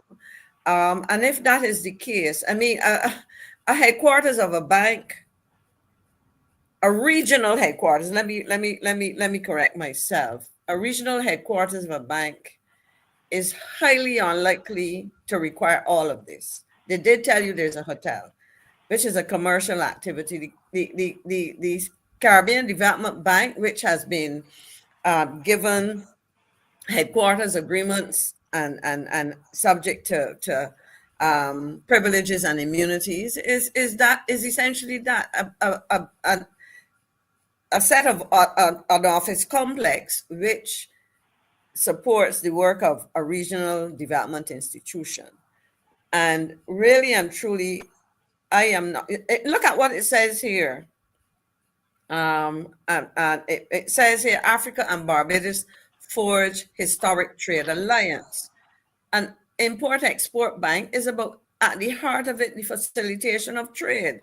You know, and so to cover all of this under the same kind of blanket that you cover the, and you want to say this is like the CDB, is wrong. So I asked for two things. One, that the government provide to citizens of this country and at home and abroad and to the world who would want to know, what exactly have you agreed to and what exactly are we going to have here?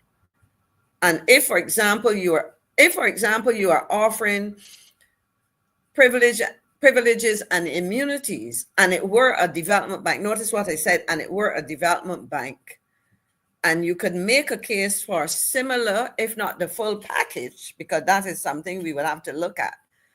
Does it cover your commercial operation, your hotel? It should not. You understand what I'm saying? So we don't know what really is obtaining. And if I could, I mean, I think, in fact, one of the things I looked at as I was listening to you earlier, Marcia, because I was looking to see, because I know that there's an African Development Bank. And I came across an interesting article before I go to the article with Minister Innes, because I think some of the things that I would have highlighted there, Glenn touched on, and I believe, you know, I can reiterate them. But I came across this article written on the 1st of July 2021, assuming that they have it in December. I believe this is as an African article. And it says Abidjan, Cairo, Amsterdam, 7 January 2021. The African Export-Import Bank, Afreximbank, together with its partners, the African Development Bank, AFDB, and FCI, announced the creation of a special purpose grant authorized and funded by the AFDB's trust fund to support the capacity building of emerging factoring firms in Africa that will benefit many SMEs across Africa. The grant will be mobilized by the African Private Sector Assistance, FAPA, a bilateral multi-donor fund, and will allow FCI and Afreximbank to increase its positive impact on the African population and support its mission to grow factoring in the African continent. I've read those two paragraphs simply to say that part of what this will tell you if you get into the article is that this is a profit-making commercial bank. And when I say commercial, I said it on this program before. We're not talking about a bank that deals with what we call consumer banking. This is a bank that fosters trade and business activity, and that has to be stressed. And I would say on that basis, I have absolutely no problem with an Afreximbank operating in the hemisphere and choosing to headquarter in Barbados. What I have absolute problems with is a government trying to bamboozle Barbadians into believing that this operation is of a nature that it does what it does. And you have information which you said you will share later, and we will get to hear that. Because really and truly, and this is where, Dave, if we can go to the article, the interview with Minister Innes, I think it will reinforce some of these things. And I say this against the background of the role that Mr. Innes played before he went into politics, when he was into international business as an entrepreneur himself. And as he said here, I'll quickly go through, he expressed a blend of cautious optimism and concern regarding the establishment of the bank, calling for transparency and clarity from government. And I think that is critical. Tell us exactly what we're doing. He went on to say that we need foreign investment, and we all agree on that, but we still do not know the terms.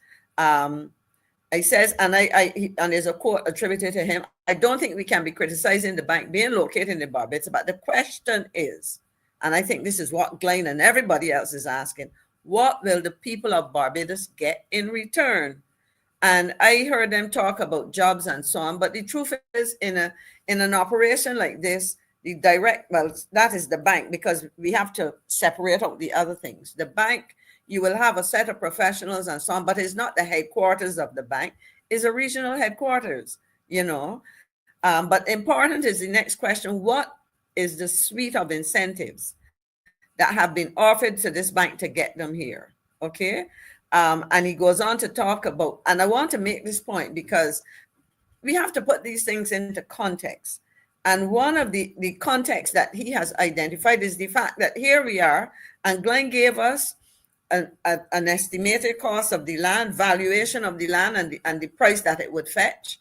We heard that before, and I think, Marcy, you might have noted it from Glenn tonight.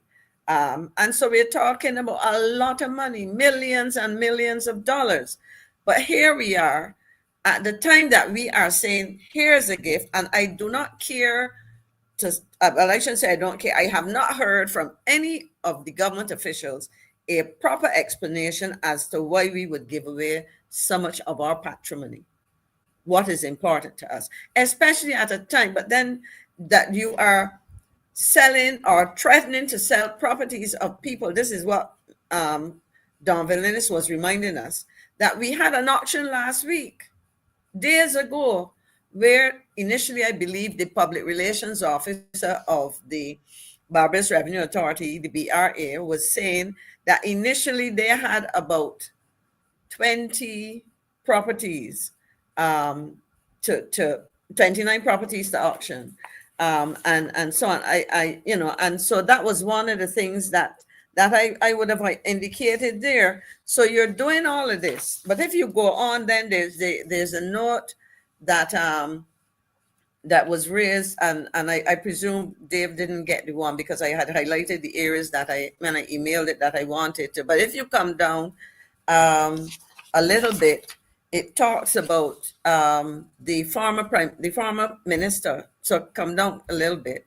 The former minister raised critical questions regarding the privileges and immunities granted to a private for-profit bank such as the Afreximbank. And that is what we're talking about. He goes on to mention the context or the framework within which privileges and immunities are concerned. And while I don't have the time to go into it, the Vienna Convention, which is really an agreement between nations, organized by the UN and so on, it was done to ensure, how countries engage each other. And so I would want the government, because I don't think that we, Marcia, well, we can do it, and we will certainly keep this matter alive, but I would like the government to show us where consistent with the Vienna Convention, that it is able, using the normal conventions and practices, the normal ways of doing things. I don't want to use the word convention twice, but the normal way of doing things, that this is really something that is normal, because really and truly, when we talk about diplomatic privileges and immunities, we are talking about ways in which we ensure that diplomats, representatives of country A in country B, D, F, and G, and C are in places like United Nations, World Trade Organization, etc., that diplomats can perform their duties effectively by granting them certain exemptions and protections. Let me go over that again. When we talk about privileges and diplomatic privileges and immunities, they are intended for diplomats. And what this says in relation to the CDB is that we have given the officials of the CDB working in Barbados as the headquarters of an important CARICOM institution, we have bestowed on them certain diplomatic privileges and immunities. And my question is, why are we treating the officials of a commercial entity, because I have seen nothing to say it is otherwise, it is a commercial entity with broad shareholding. And my question is, why are we giving such privileges, etc., treating them as diplomats? And therefore I am not the expert. When I was foreign minister, I was not the expert, and I relied on the technocrats, the people who were seasoned in diplomacy, trained and hired as public officials to confirm my understanding, notwithstanding my training, right? So I want the government to come and tell us, beyond a shadow of a doubt, what is the reason for ascribing this kind of arrangement to them. I can understand incentives, and I understand the context in which incentives are given. Incentives are given to officials of the United Nations because this whole notion of diplomacy, as I would have said on multiple occasions on this show, takes place within the framework of bilateral relations, government to government. Therefore, you have the U.S. Embassy here. Therefore, we have a Cuban embassy, and vice versa. We have an embassy in Cuba. We have consulates in the U.S., and we have an embassy in Washington. And this is how it applies. And therefore, what we do is, as just to finish it again, it says, and I read the whole sentence: diplomatic privilege and immunities as outlined in the Vienna Convention on Diplomatic Relations ensure diplomats can perform their duties effectively by granting them certain exemptions and protections from the laws and jurisdictions of the host country. And so my question is, what makes these people diplomats? Now, there are a couple of things that, and I am conscious of the time we have, Marcy. So Yeah, but you do have another 9 minutes, Ms. okay, McLean. because I just want to be sure. Yeah. So in essence, if we continue with the article by Mr. Innes, the interview rather, he went on to say that the government must be careful, and I had highlighted this, and so I'll read it because people would have seen the article circulating. The government must be careful that it is not setting a very dangerous precedent where employees of a foreign-owned private entity are not only benefiting from tax-free status, but also a right not to be arrested, special license plates, because we have something, we call them CD plates, where we see embassies, etc. Such like. This bank is more akin to Scotiabank or First Caribbean than is the CDB. And I want to suggest that is an important consideration. So in essence, there are a couple other things I want to say, because I as I listen, I thought I would respond to share something, because the fact that it is, you mentioned China. China is a member of the CDB. China is a member of CDB along with Brazil, Canada. That's what I was writing when I came on, because I checked it. Brazil, China, Canada, Colombia, Germany, Italy, Mexico, the United Kingdom, and Venezuela. Of course, these people are non-born members, but they make contributions. But again, that's a development bank. Now, the Chinese, and I want to say this because I know that we hear China, some people get a little antsy or concerned. China has, in terms of liquid assets and so on, it does have a lot of money. Unlike the Americans, who have emphasized military engagement as a major part of their foreign relations, the Chinese have focused on economic relations. And in fact, interestingly enough, as I was listening, I think it was to Adrian, I don't know if people know this, but over the past 20 years or so, between Japan and China, they own about 44% of the foreign owned U.S. debt. So in other words, when the American government puts out its government paper, treasury notes, and all however they denominate it, two countries control about 44% of that, Japan and China. And in fact, in about 2024, the Chinese had about $800 billion US in U.S. government paper. So part of my concern is that when we look at it, we need not to, or we need, let me put, as you know, I always say, speak positively. We need to break these things out in pieces so that we do not let the government escape the scrutiny that we want. The Chinese, as a major player, in fact, there's a contestation between the Americans and the Chinese. And I'm going to say something about the article by Guy Hewitt in a minute. The Chinese and the Americans have been jockeying for the longest while to be the dominant player in global diplomacy and global politics. The Chinese have done it by their Belt and Road Initiative.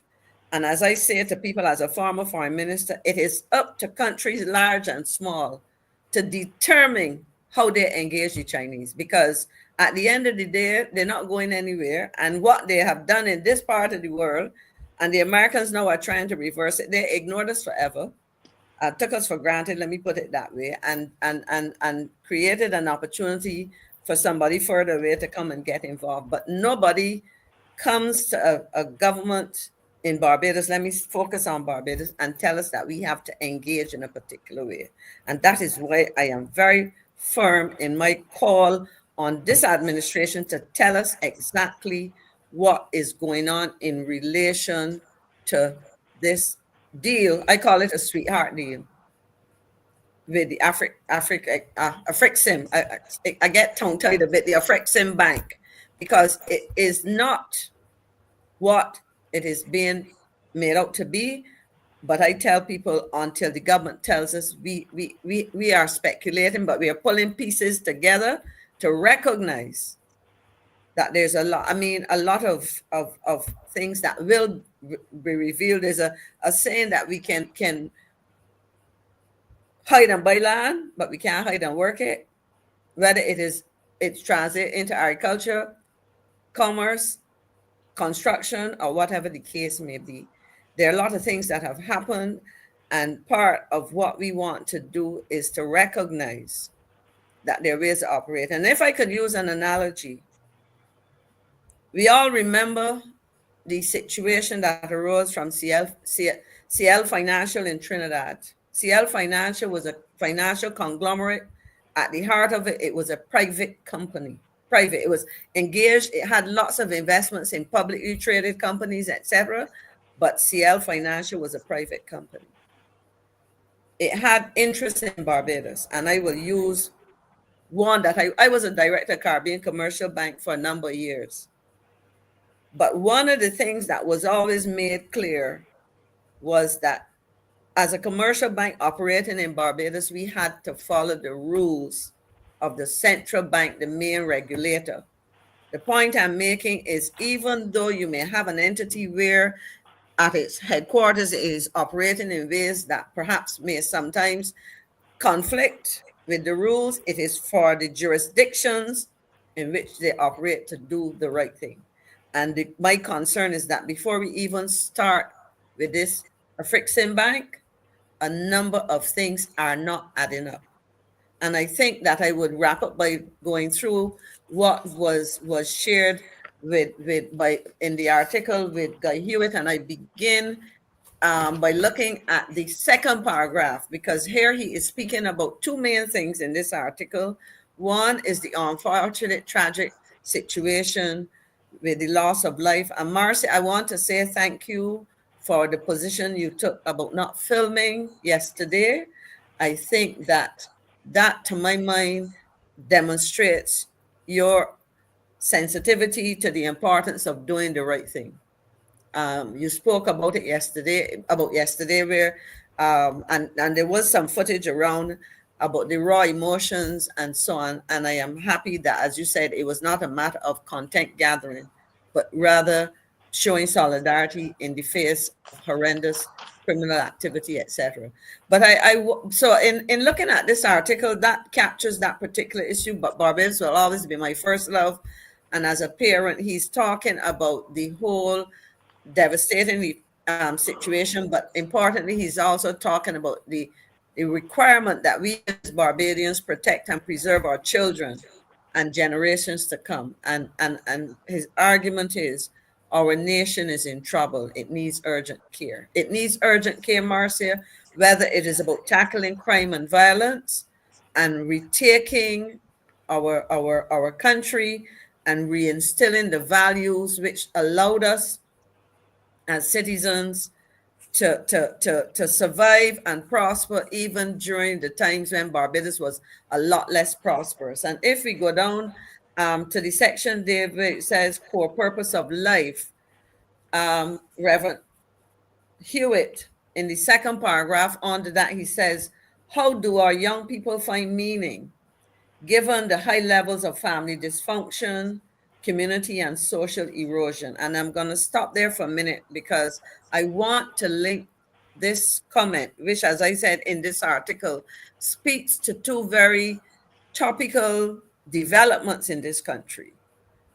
The continuing concern about crime and violence, but the heart-wrenching situation that has brought home in no uncertain terms to Barbados, if it didn't happen before, the serious situation we are in. And I say this to the government.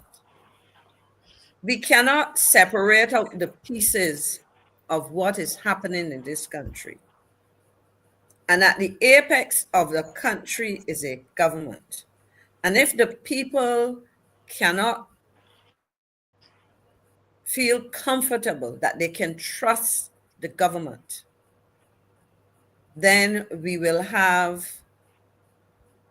the kinds of alienation, the kinds of frustration, the kinds of negative reactions that we are getting. In other words, what I just heard an echo. Sorry, I was just hearing myself repeated. What is happening is an increasing lack of trust and loss of confidence. And I believe that there are certain institutions and officials in a country that are seen or should be seen as exemplars. And so when we talk about the cloud that hangs over the details of the Afreximbank and the continued, I should say, escalation, not only in numbers, but in the horrendous nature of criminal activity, we have to ask ourselves, if we start to look at the government in the way that people are doing that, how does that contribute to a general loss of standards, of behavior, of values, etc.? So I am saying, and I will stop on this note, Marcia, that when we discuss the issue of Jemmotts Lane, the land there, the questions that go unanswered so far, we have to line those things up against the other things that are happening where individual citizens are saying, well, hey, the government is better than we are, or they are worse than we are. Who are they to tell us how we should live our lives, what standards of behavior we should exhibit, when in fact, and I would use the word, it's not my word, but I have persons are saying, I mean, and they directed at me because I was a former government official. They talk about gangsters and gangsterism, you know, in very derogatory terms. And for me, when somebody uses, I have to stop and defend, not only defend myself, but defend the institution of government and those who lead. It would be the same thing if I heard people attack. In fact, I had a nice exchange. I started an exchange, but I had to say I can't continue because I have to prepare for the Marcia Week show. When people start to talk about the church, you know, because again, and the church in its totality as a pillar of Christianity and godliness will come under attack. And if the church, and if that attack cannot be fought off in a way that says we should still have confidence in our church leaders and we can look and see what they're doing, etc. If that starts to fall away, think about it. What happens to the average citizen, to the average child? What do they have to look up to? You know? Yes. And so that, to my mind, is part of my approach to this, that we don't parcel them out into pieces, but we have to say to this government and to any government that at the end of the day, we have to be careful that we're not accused or shown to be deceiving the public. I'll rest there, Marcia. Yes, yes. Thank you, Miss McLean. I'm hoping we'll get some more time just to read the remaining of Mr. Guy Hewitt's comments. Yeah, there's an echo that is coming through. Mr. Guy Hewitt's comments. I will see if we can. I think this show, for some reason, I feel we're going to go over 15 or 20 minutes tonight with this show. But folks, after we have Mr. Victor Harris, Victor Lewis. Mr. Victor Lewis is going to share a few thoughts with us. And you can tell it's a hot night tonight because we have the march coming up on Mr. Lewis. So we kind of eat into your time and I want to give it back to you. But I want to just pause here to say to the audience, and if Dave could put the flyer up again.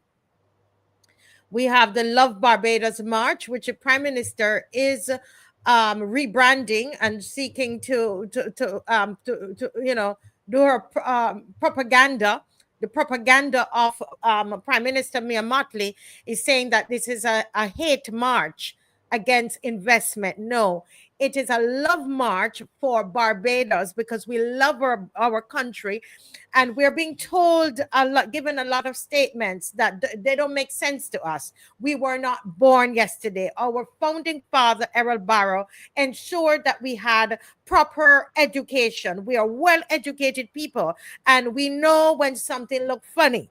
And in my, listen, going straight to it, people, I will say, and not the other panelists, I know a scam when I see one. And I know why I say that. I'm speaking on my behalf, and I'm going to share that with you at the end of Mr. Lewis's presentation. So I'm asking us to come out, Barbados, get on the street, and let this government know that we did not go to Sunday school alone.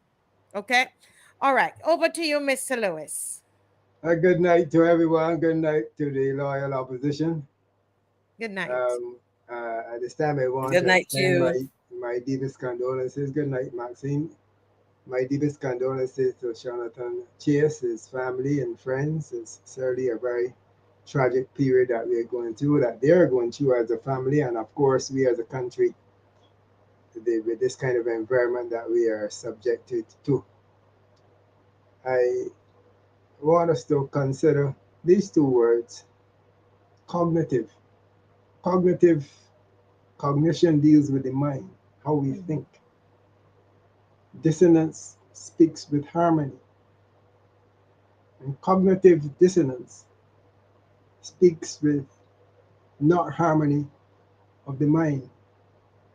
When our evening words are not consistent with our morning words, when our behavior is seen to be questionable, these are the areas that I want us to seriously consider as a people when we think of what we're going through now as a government.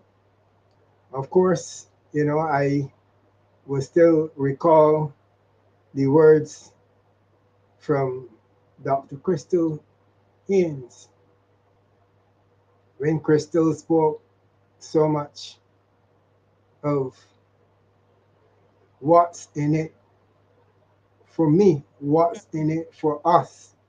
She was referring to we as a people, not Maxine, not you, and of course you not, neither you, Marcia, because we are at a stage now in our development that no one really questions us, but Dr. Crystal Haynes really reached out as an individual in principle. Her morning words equates to her evening words. And I really want to commend this lady for the stance that she took when she stood up against a party, when she stood up in principle, against the Barbados Labour Party, against the Prime Minister of Barbados, where, so many people look up to. But in principle, this is what I want to focus on. My evening words must equate to my morning words. This is how my mommy and daddy trained me. I have now reached a stage now where consistency is not part of the game, but we can see cognitive dissonance with the Barbados Labour Party. Mm-hmm. And I want Dave just to play that TikTok. I just love it.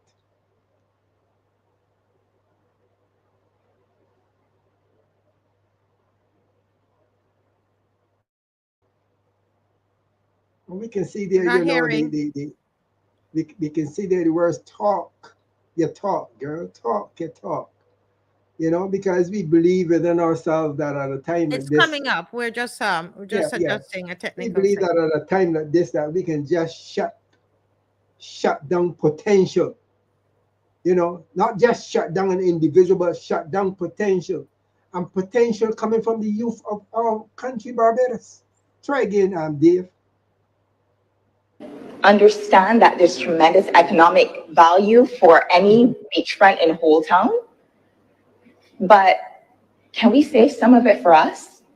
Even if you don't keep the police station there, my personal view is that this should always be publicly accessible land. Everywhere else along the West Coast, because coastal development in Barbados, particularly on the West Coast, since the 1950s, has allowed wealthy, usually foreign developers to come and build wall to wall to wall to wall to wall. To accommodate Mr. Reed's appointment, I've asked, and she has agreed, Turn off that there now, Dave. Dave, to be able turn to it allow off. us to Dave, manage. turn it off. Dave, turn it off. We can't have individuals, when we stand up and we listen there to Crystal, who took a stance in principle, wall to wall to wall to wall to wall. I was born in 1957. And looking back now, I could understand why Crystal now in 2025 said they built these hotels wall to wall to wall to wall to wall. And the next wall appears to be coming up in St. Joseph, where they want to take us from the coastal lands that we've enjoyed all over the years and just shove us back into the inland parcels of this country. It is quite unfortunate. And then you sit and talk about reparations. Reparations when you're bringing Barbados into a neo-colonialistic environment by seeking now to do the transition from plantocracy to this day and age, when we can see hotels being developed all around and our people being kicked out. but I want to be consistent with Dr. Crystal Haynes, and she has great potential for the development of this country, and she must always remain on our books as we progress as a country. And I'm certain that she's going to resurface and resurface in strength, not cognitive dissonance, but her morning words will equal her evening words. Bear the 2 other videos there, because I want to show you what cognitive dissonance is all about. You know, we looked at this. Play the video. I think it should be a video. Play it. This is the project at the bottom of Riverside. Mm-hmm. You see some board built around the steels preservation. They said the project had restarted. Stop the video there, Dave. Stop it right there. Good. You see that clear area there? That look like a road in front of the house? That is where the containers were. That is where the building was. You know, that's where the whole operations for the construction of that project by Anders, that is where all the action took place. Offices, the whole works. You can see a pole there on the right, just between the 2 black cans. See that pole in the right? That carried the electricity to the complex. Right, that's it. Beautiful. That pole carried the electricity to all of those containers and buildings. Now, everything there gone. Every single thing except the pole gone. And we had, you know, we had one of our reputable journalists who placed an article in the Nation stating that that project had restarted. You could see how embarrassing that is. Project restarted. Now, what are our expectations when we hear project restarted? All action in place. Electricians there, you know, the steel benders there, the architects there, the whole works. Everybody is on site. But I drove down there and I saw what was going on. I saw them boxing up the steel. Now, I don't know how you can box up steel on the coast of Barbados, especially the East Coast, where the wind is from east to west. It is not like the West Coast, you know, where it's going away from the land, but it is on the East Coast where it's coming into land. And you're going to go down there and box up. Now, we have one white elephant already down there, just to the east of the Tenby house.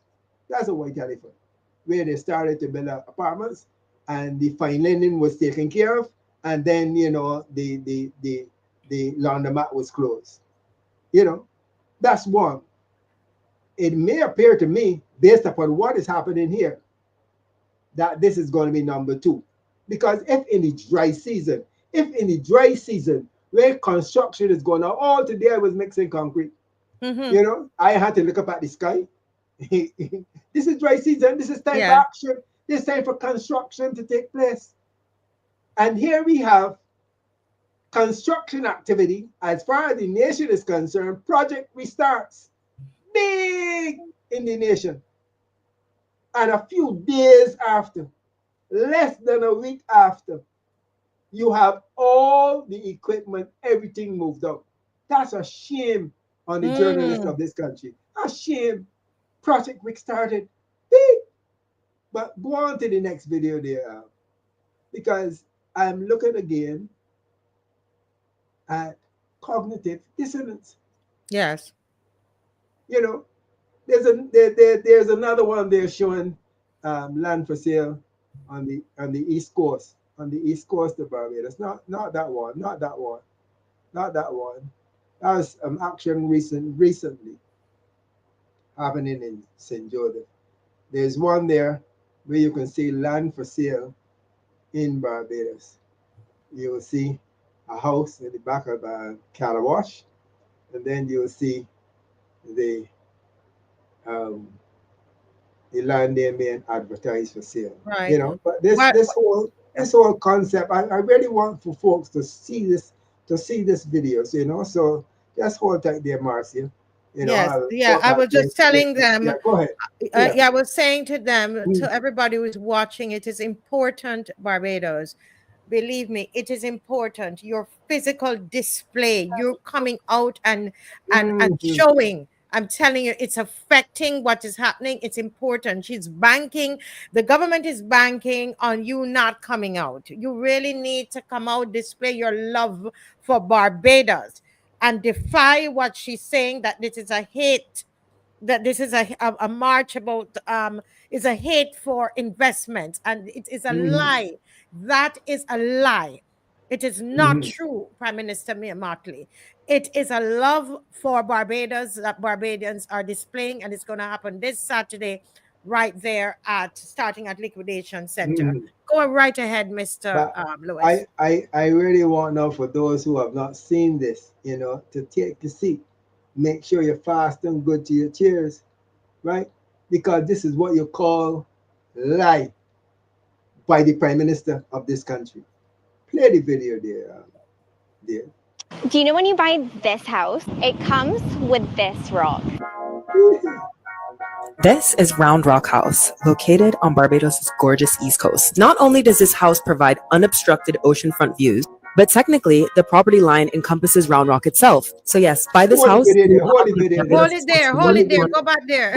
Go back again, go back again. Really come again, Mr. Dave. Right there, right there. When you buy No, this house, it comes with this rock. hold it there, hold it there. That rock. Oh, Lord have mercy. Marcia, Marcia, I told you sit down and hold your seat, man. You gotta hold your seat. You know, because that is cattle wash. I passed it up to this evening. You know, that is a rock that everybody goes to. But now the Prime Minister of Barbados, the Prime Minister of Barbados, who is head of planning and development, is saying to the people of Barbados that this iconic rock, she is willing to sell and place it on the market. That's our iconic rock. Every time, you know, that's it there. That's it there, Dave. You know, she's saying now that the boundaries for that property encroaches the beach. So I sent out this. And one remark, I think it came from Jehan. Jehan says, I am just wondering where the high water mark is, because I don't know what deposited the sand behind the rock. I don't know what deposited the sand behind the rock, but clearly marked out. That is the demarcation. I sent, you know, there's a gentleman from Bathsheba, and I think that guy, you know, he was shocked. He sent me this. A guy from Bathsheba and St. Joseph. He couldn't believe it. He couldn't believe that the Prime Minister of this country told lies about Joseph. Words in the morning were inconsistent with the words in the evening. Told lies about Joseph Bridge. Told lies about the development at the bottom of Cleavers Hill, the Anders site. Told lies about the Hillcrest development in Bathsheba. I'm just wondering when we can see a pattern of lies, not with Dr. Crystal Haynes, you know, Dr. Crystal Haynes says, save some for me and my children and my great grandchildren. We have got to wake up and see that these are some of the things that are exposed to us. Because when the gentleman saw this video, he was shocked. Shocked. Can't believe it. That we can think within ourselves.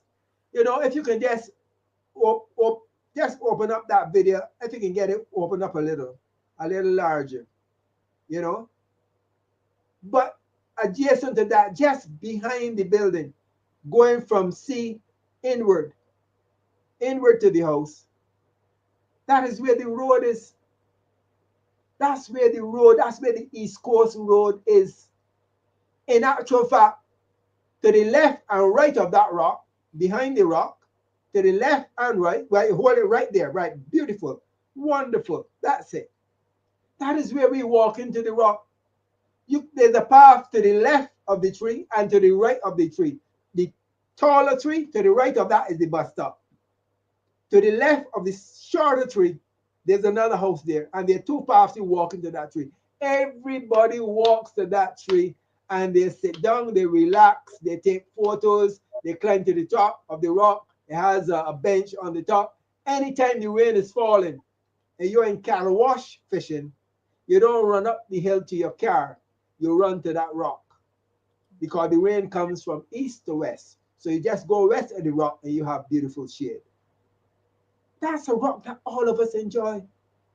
And you hear what the lady said? An iconic piece of Barbados. Not a portion of our land, you know, but an iconic piece. That is where the words of our Prime Minister, head of planning and development, they are not consistent with what she's seeking to convey to us Bajans. She's telling a whole lot of lies. And I am hoping that the election can be called next month, next 2 months, because there's time enough that we get her out of there and get Crystal Haynes, and people like Crystal Haynes. Don't put that on the screen, Dave, man. What you doing? Man. You know, that's an embarrassment to the people of Barbados. And I said before, you know, if you are consistent with your words, as Ralph Thorne would always say, and which is consistent with this movement, this pressure movement, the Marcy Week Show, is that righteousness exalted for nation, but sin is a reproach. And Barbados will suffer reproach if we continue to remain under the leadership of Mayor Amor Mortley, the Prime Minister of Barbados. She's inconsistent.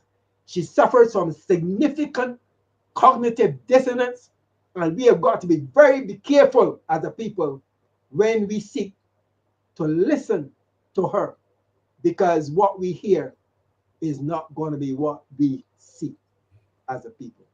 We've got to be careful. I know we're pressed for time, Marcia. Yes. No, but you did well there with time. Thank you so much for your views, your comments. These are you know, I mean, I saw that video as well, and I knew from this show, I learned from the show, you know.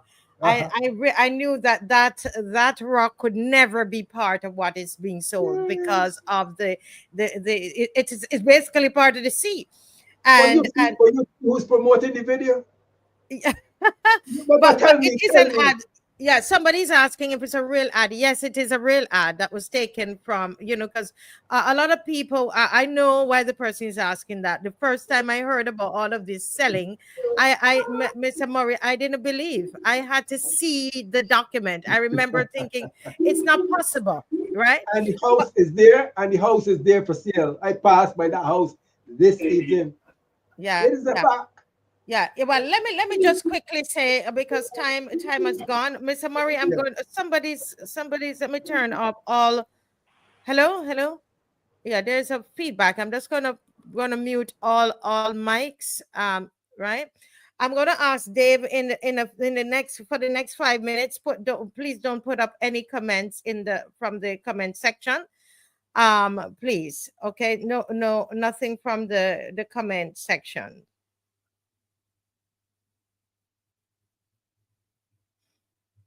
Okay.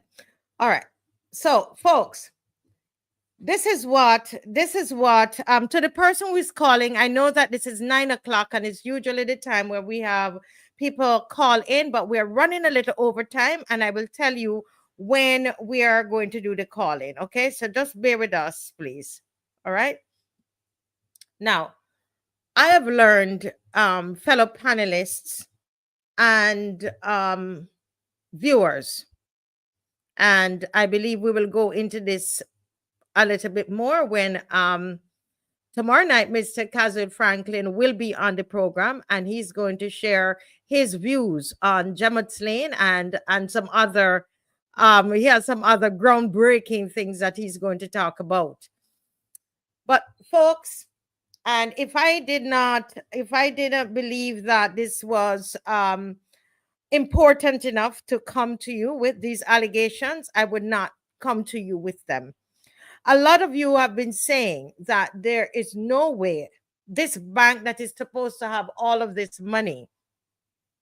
We just told you that we found out that the Chinese, they're a big shareholder in the bank. It's $1 billion they put in, and all of the, I mean, it's a very wealthy bank. Why would they be just taking land for free? It doesn't make any sense. Well, what I'm learning is that $9 million, Mr. Lewis, was paid to someone in government through the Afreximbank deal. This is the allegation. And I am putting it up there and asking those in government to tell us. Tell us. Those who know how to investigate, go and investigate. And this is how my understanding of this $9 million was exchanged. Mr. Murray, my understanding is that I said nine. No, 9 is wrong. $9 million was, the allegation is that was what was passed directly, and that there was a finder's fee from another, whoever. There are lots of construction companies in Barbados, but from a construction company was passed. Yes, CG, because yes, you're correct. So that I must make a correction. So 9 million was passed. The allegation is that 9 million was passed to this government person from Afreximbank. 2 million was passed from a construction company. I'm not calling anybody's construction company's name, but the allegation and as a finder's fee. So in total, what we are understanding, and we would like somebody to make clear for us, is that in total, $11 million. In total, the 9 and 2, 11, $11 million would have been passed. I don't know what it's for, if it is, and so this is. So somebody, can we have, and just the same way we put out information that we saw, Adrian, about the directors of the bank, and we saw the governor of the central bank came out and made a statement. We are just presenting what we have here, and hopefully that someone, that whatever rank in government, would be able to give us some information here on exactly whether interesting. So that's what I wanted to say, and I think that this is important for Barbados. On Saturday, we need to get out there and we need to march and demand transparency. We need to demand transparency around this deal. Please, when we go on the internet, our leaders need to know we have the internet. And regardless of what you tell us, we are seeing there's things that we're seeing. And for me as a lay person, I'm not this is not my area, banking and all of that, investments. But let me say that it again, me, Marcia Weeks, if I look on the internet and I see that some of the, that you have the directors or whomever, directors were at some point being investigated or involved in the allegation on the internet, is that they're involved in fraudulent activities. There's the allegation that there are red flags by other agencies that they regulate banks of money laundering, etc. As an average person, there are too many red flags, and it just scream. I know others on here might not necessarily agree with me, but it's just how I feel about it. It screams scam to me. That I'm not saying it is, that just what I'm seeing on the internet. This is since last year. I've been I have been researching this bank, and I brought it on this show to show that we have people who are there are persons who are in the leadership of this bank, I'll put it that way, that have been investigated. And so it creates a distrust from me. It just doesn't sit well with me. And then when I was told this, so it's important. Somebody's asking what to wear for the march. Yes, we're wearing our national colors. These are national colors, and we chose the national colors as a team because it's a Love Barbados march. Okay. Yes. Okay, so that is what I wanted to say on that. And I know, Mr. Murray, I think you were trying to say something. Everything has to be everybody, quick comments before we go to the phone, please, real quick. Yes, go ahead, Mr. Murray. Yes, Marcia, thank you very much. There's so much to be said, but quickly, I would say that every day, with each passing day and the unearthing of other information, this whole fiasco becomes more and more sordid. I don't think we've seen the limit of it. It is becoming, even to me, this is going to be more damaging than, remember EduTech? Remember EduTech, which we never got the final figure or costs and all kinds of stories on? To me, this is a bigger disaster with even greater national proportions than that. And I said, in business, this quid pro quo. I see a series of quid pro quos. You give me something for something. So we're doing deals. We are transacting, and this is what seems to be here. When they go back to the loan from this same bank to the Govt Barbados for Cricket World Cup, $50 million, right? And then there was another loan for hotel development. It really does not smell good at all. And I remember my old friend that I heard about from Bellamy, from Carrington Village, who said you cannot cover down the stench of feces with a sieve. I think this exemplifies that. And I know we talk about at this time of Easter about is it Judas who somebody 30 pieces of silver? Judas. What Judas, right? At this time of Easter, right? I got my Bible right this time. So I can understand he's telling, but I can see the temptation, but a giveaway. What is so tempting to apparently give away $200 million worth of land? Apparently give away. What is lurking behind it?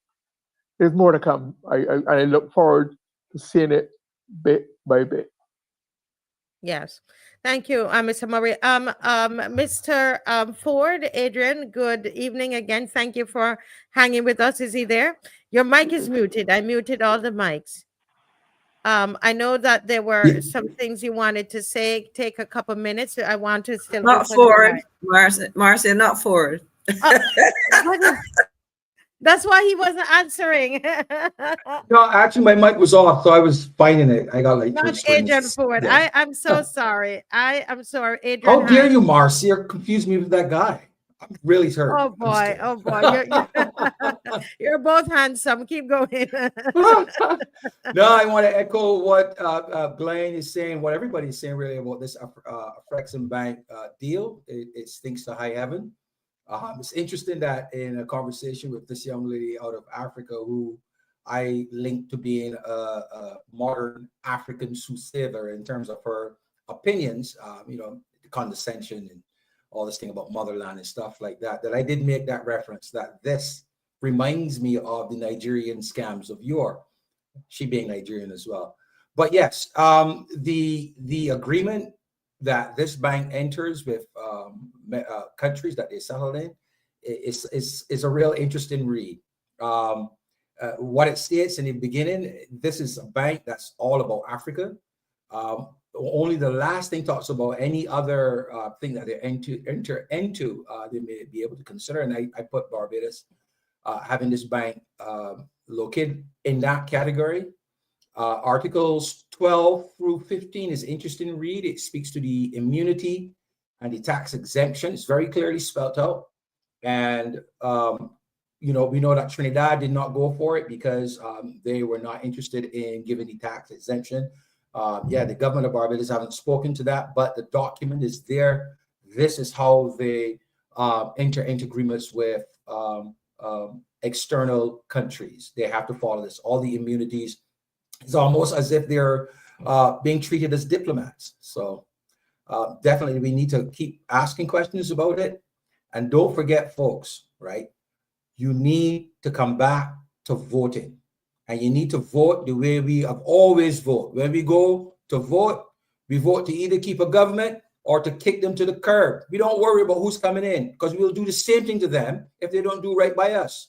So I know that this current process that we have, where the influencers are now asking us to think about who's coming in before you kick somebody out, we're not doing that this time around.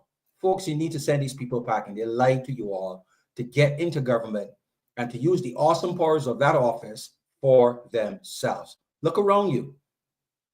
That's it. Yeah, thank you so much, Miss McLean. Any quick thoughts before we go to the? I was going to say before we go to the polls, before we go to the phone. The polls will come very soon. Don't better believe it. Within a 6 months to 9 months period. But anyhow, I know I just want to reiterate the point that I'm making, that at the heart of this is, as Glenn and Adrian Hines, I will make sure I get his name correct, said, we really need to hear from the government, because what we are hearing does not all go well. And I would want explored the information, the allegations that you've made in terms of those figures, because we know what we saw with the purchase of vaccine, or the attempted purchase of vaccines, and that matter came to light because it ended up in an American court, but we in Barbados had no detail until then. So I don't say no to any of these allegations, because we want to hear, and the best way to debunk an allegation is to put the truth on the table. Yes. Thank you so much. I was just reading something someone was saying here about the rock. Mr. Lewis, any thoughts there? And just to let people know, they can get ready to call in, please. Please, when you call in, please do not make any mention of people's names, etc. All right, please. All right, we can say the government. Yes, all right. Okay, go right ahead, Mr. Lewis. You're muted as well. Unmute, please. Yes, you're good now. You're good. Yes, we can hear you now. Good. Beautiful, wonderful. You know, I saw something that is rather strange. I mean, St. Joseph says, I'm gonna be conscious of lots of things that are happening in my domain. I saw something rather strange but interesting, and strange in inverted commas. There's a section of the road that has been damaged opposite to the west of St. Elizabeth Primary, and it's been in that condition for a while. But now they've started repairs, and I saw quite a lot of Bajans there, during the repair period with the excavators, and then you had the folks packing the gabions and so forth, and things coming back to some degree of normalcy. But yesterday I passed there and I got the shock of my life to see that Bajan workers are no longer there. You have Chinese now. Chinese, all the Bajans gone. And I'm saying this is St. Joseph. St. Joseph. And just a few yards from there, you have guys who are sitting on the block, were glad for that job, packing rocks into the gabions. And I saw about 6 or 8 Chinese men on that site packing rocks. Marcia, that one got me confused. I know I saw them here, and they were driving around, hopefully digging for oil. I don't know if we find any oil yet. I didn't get the bright news, But here we are, before us coming onto the site, and we have our young youth, our men in this country just sitting down on the block without any kind of employment. But we can find Chinese coming into this country packing gabions, and our young boys are sitting down under the block hoping for a gun. Yeah. As Miss McLean says, that all of the issues, they're interconnected, and they're all there's a connection with all of them. Folks, just so you know that the lines are open. The line is open for you to call in. So feel free to call and to share your thoughts. I'm getting messages that people are saying that they're happy that Mr. CASWELL Franklyn is coming tomorrow. I'm getting lots of messages about that. And they want to hear what he has to say about Jemmotts Lane, etc. Someone here is saying that the rock was once on land. They said that possibly the rock is technically part of the land, as referred to land anymore. It's not on land anymore, Marcia. So even if it was, it's not on land anymore. That is the same thing like Martin's Bay, where the guy said his plot showed these rocks on his land. And he did admit that, hey, it's not on my land anymore. That's the sea. So he has changed his plans altogether. Now, appreciating the fact that this no longer exists. But of course, that one, that doesn't show a plot with sand around the rock. Even if the plot from the 17th century showed coconut trees and land, grass around the rock, that one doesn't show it. But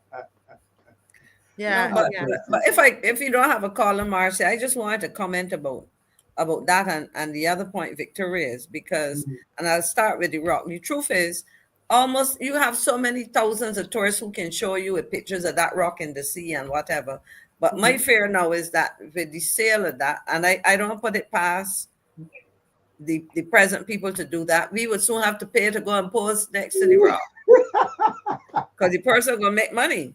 I mean, I would if they sold it to me and it was such an iconic thing, And the other point I want to make very seriously in terms, because I was looking as you were speaking, for the loan that the government would have gotten. Well, quickly, Ms. McLean, we do have a caller, so just complete your sentence. No, go ahead. You go ahead. Caller, good night. Welcome to the Marcia Week Show.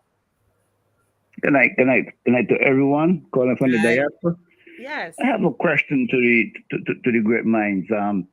If and when this party is voted out, can the other party investigate all of these secret deals and transactions that went on without, the public of Barbados doing? Can the new government that for sure we know is going to get in do these things and hold these people accountable?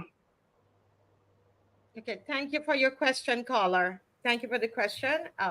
God bless. Thank you. Okay, yeah. Yes. Anybody wants to tackle that question?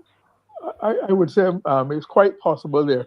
The law makes provision for commissions of inquiry. We've had them in the past. I remember when the government changed in '76, there was a Duffus Commission of inquiry into a number of issues. And then there was one, I think there was one into St. Joe's Hospital. Yes. So the law does provide, but you have to be prepared to use the law. We were given the impression that accusations against the last government would have been thoroughly and promptly investigated, and people hauled before the courts and whatnot, but that has not been honored at all. Has been proclaimed. So that's why people are frustrated. They're disillusioned. They don't trust the system, and it seems as though there's collusion among the parties. When in truth and fact, other governments have in the past taken steps, so it can be done. We just need a will to do it. I would only say in relation to the structures for that, Glenn mentioned the issue of commissions of inquiry, but the unfortunate reality, the way the legislation is set up, should there be, to use the Office of the Public Accounts Committee and the Office of the Auditor General, the rationale is that you have the government in opposition chair. So if you were to go that route without changes, this administration will be investigating itself. And you know what they've done to prevent, because of the numbers in Parliament, to prevent this investigations of the activities now. But I'm sure there could be other means, and I would say yes, because you can seek to change, and a proper commission of inquiry could also unearth information. Yes. Thank you. Go ahead, Adrian. Yeah, I think commission of inquiries is a waste of time. We have a lot of work to do to put the enfranchisement of Black Barbadians back on track, and that's what we should focus on. However, if there's polling to suggest that that's what the majority of Barbadians want, then as part of demonstrating that we are listening to the public, then yes. But I don't think it should be something that the government should initiate on their own just because it seems like the right thing. I see it as a waste of energy and effort, and bogging out a country that already is way behind in doing right by their citizens. Okay. Thank you. Folks, remember, this is your time. We want to hear from you. We want to hear from you guys. Remember, folks, this Saturday, put it in your calendar. Shop early. Do all the things that you need to do early and get out there in your blue and yellow and black. This is Barbados colors. All right. Yes. We have another caller coming in. Good night, caller. Welcome to the Marcia Week Show. Good night. Good night. Can you speak up a little, please? Thank you. Raise my volume. Good night, everybody. Good night. I am a Bajan and I am hurting. It hurts me to think that our beloved rock that is on every single postcard, that is in every single person's pictures, whether they're tourists or live here, could be taken out of our hands. Yes, it's just a rock somebody will see, but that rock is what is in the heart of every Barbadian when they think about home. It's one of the places that you don't even have to shut your eyes. You can picture it. Mm-hmm. And in general, I feel offended. I am offended.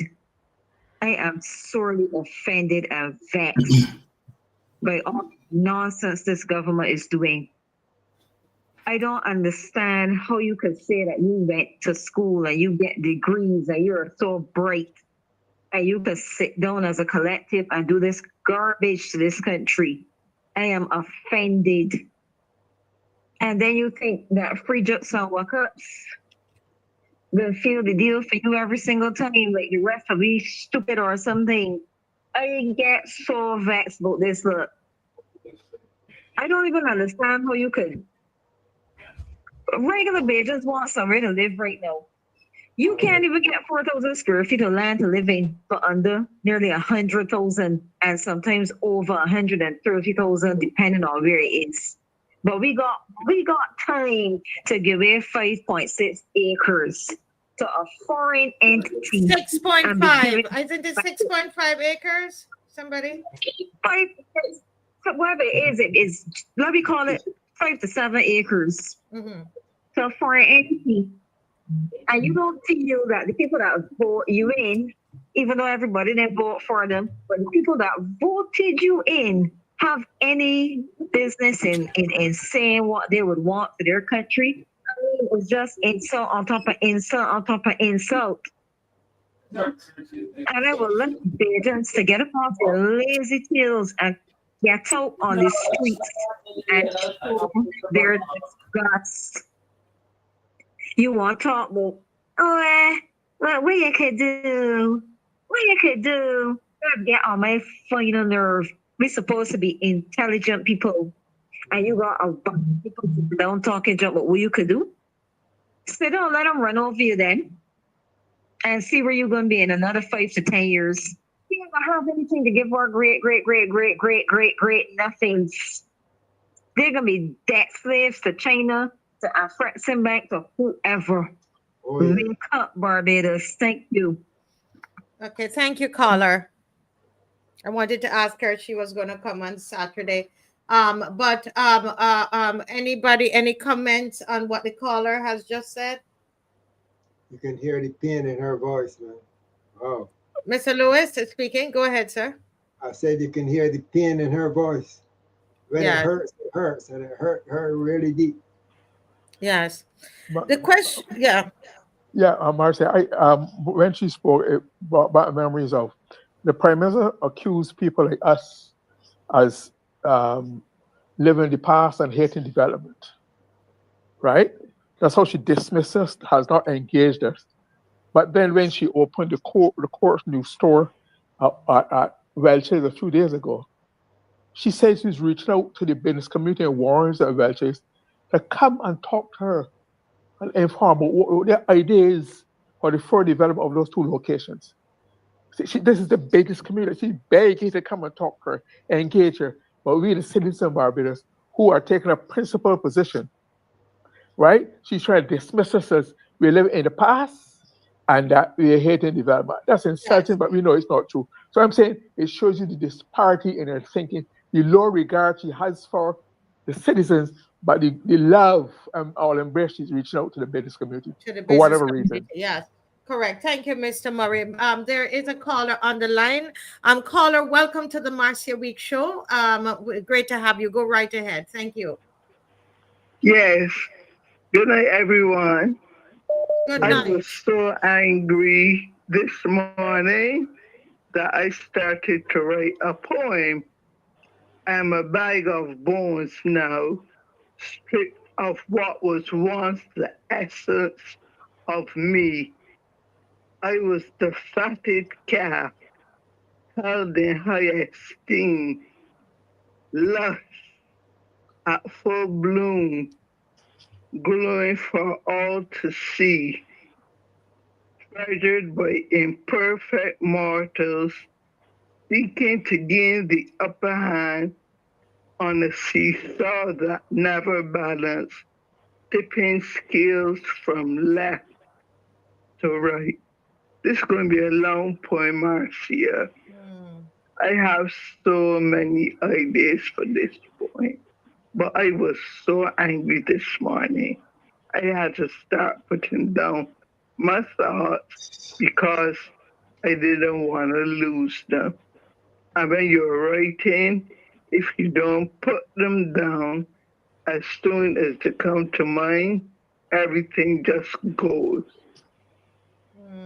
Yeah, but it just isn't right what is happening. It just is wrong. Yes, sir. Yes, ma'am. Yes, ma'am. Thank you for calling. Keep writing that poem. I hope that you could be there on Saturday to read a part of that poem. My foot is improving a lot, so I'm going to be there for that one. Yes, a lot of seniors, this is hurting a lot of people, Adrian. You're not here on ground, but let me tell you, a lot of Barbadians are hurting and a lot of seniors. And we want, they need to be aware of this. Thank you so much, caller. Beautiful poem. And I hope you could share. You're You welcome. can come and share. We'll have an open mic. We don't have set speakers. We have an open microphone and you can come and share that poem, ma'am. Okay, thank you. Okay. Yeah, Bye Yes, bye. bye-bye. yeah, Marcia. I'm not on the ground, but I do hear a lot. I speak to a lot of Barbadians on a daily basis. I hear the angst. I have Yes, a lot of family still there. So what I would say to this caller is to continue writing. It's very important, but don't only write. Vote. You must vote.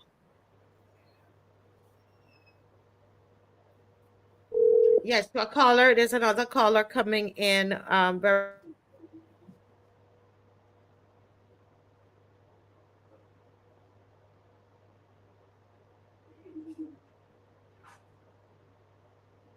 good night, caller. Good night to the panel. Excellent show, excellent show, excellent show. Thank you What so would we do much. without it? Thank you so What would we much. do without it? We would be in the dark. We would be like pigs with cloth over our heads heading for market and not knowing it. But God is good, nevertheless. I just want to go back a bit at the breaking ground ceremony, that period of time. Now, I know someone who said that they had received a letter telling them about the road closure, etc., Mm-hmm. and the signature of the bank was on it. Those in the authority. Mm-hmm. Now, my question is this: how did they get that information? How did they get the address of the persons that they sent the letter to? Did they employ the Electoral and Boundaries Commission? Did somebody give them our data? Is our data secure? How did they get the information, the addresses, the names, and the addresses of those individuals that they sent the letter to? That is my question. Are we for sale? Are we really for sale? Yes. We have the letter on the screen, and I think Mr. Murray, when he was speaking tonight, he talked about this bank basically operating with like an embassy in a way, in quotation, because it's kind of strange that they would be the ones to write to the neighbors. I don't know if somebody wants to answer that question. Before they If you do, look at it, Marcy, I how think will they be able to get our data nevertheless? But the question I would ask the caller is whether or not something addressed to the person came, because the letter doesn't have a name of a person. It's like a circular. So they could have paid the postman or a private courier to deliver them. So unless the person receives something addressed to them, it's just like you can pay somebody. We all are required to have mailboxes now. So somebody could have been paid because this doesn't have a name of a person. So what the big problem though is, as we would have discussed on this show before, this information about closure and so on, if this is the one that speaks about closure of the road, should not come from the company, but unless this is a separate one. But this thing does not have anybody's name, so it could be like a circular, and some, either, as I said, the sent out by mail, to be delivered to residences in the vicinity, or a courier or somebody else doing it. Because what you raised, when you said so, I was very concerned, because they should not have information on citizens' names and addresses. Marcia, you Yes, remember yes. Thank you, caller. remember when that letter came, you were saying that the author had no right to issue the letter about road closure.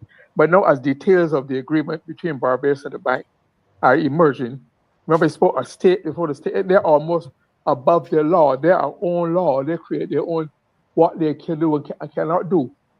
This could be this is probably help to explain why they would think they had the authority, because they know know what the concept of they know it better. So it's not, it might be baffling to us, but to them it's normal, because they know the liberties that have been given to them. And that's the question too of the addresses, remember the Electoral and Boundaries Commission, its wisdom, put the electoral list on the internet for the 2027 election. Remember? Yeah. Everything they publish it. So it's out there already, so anybody can get it.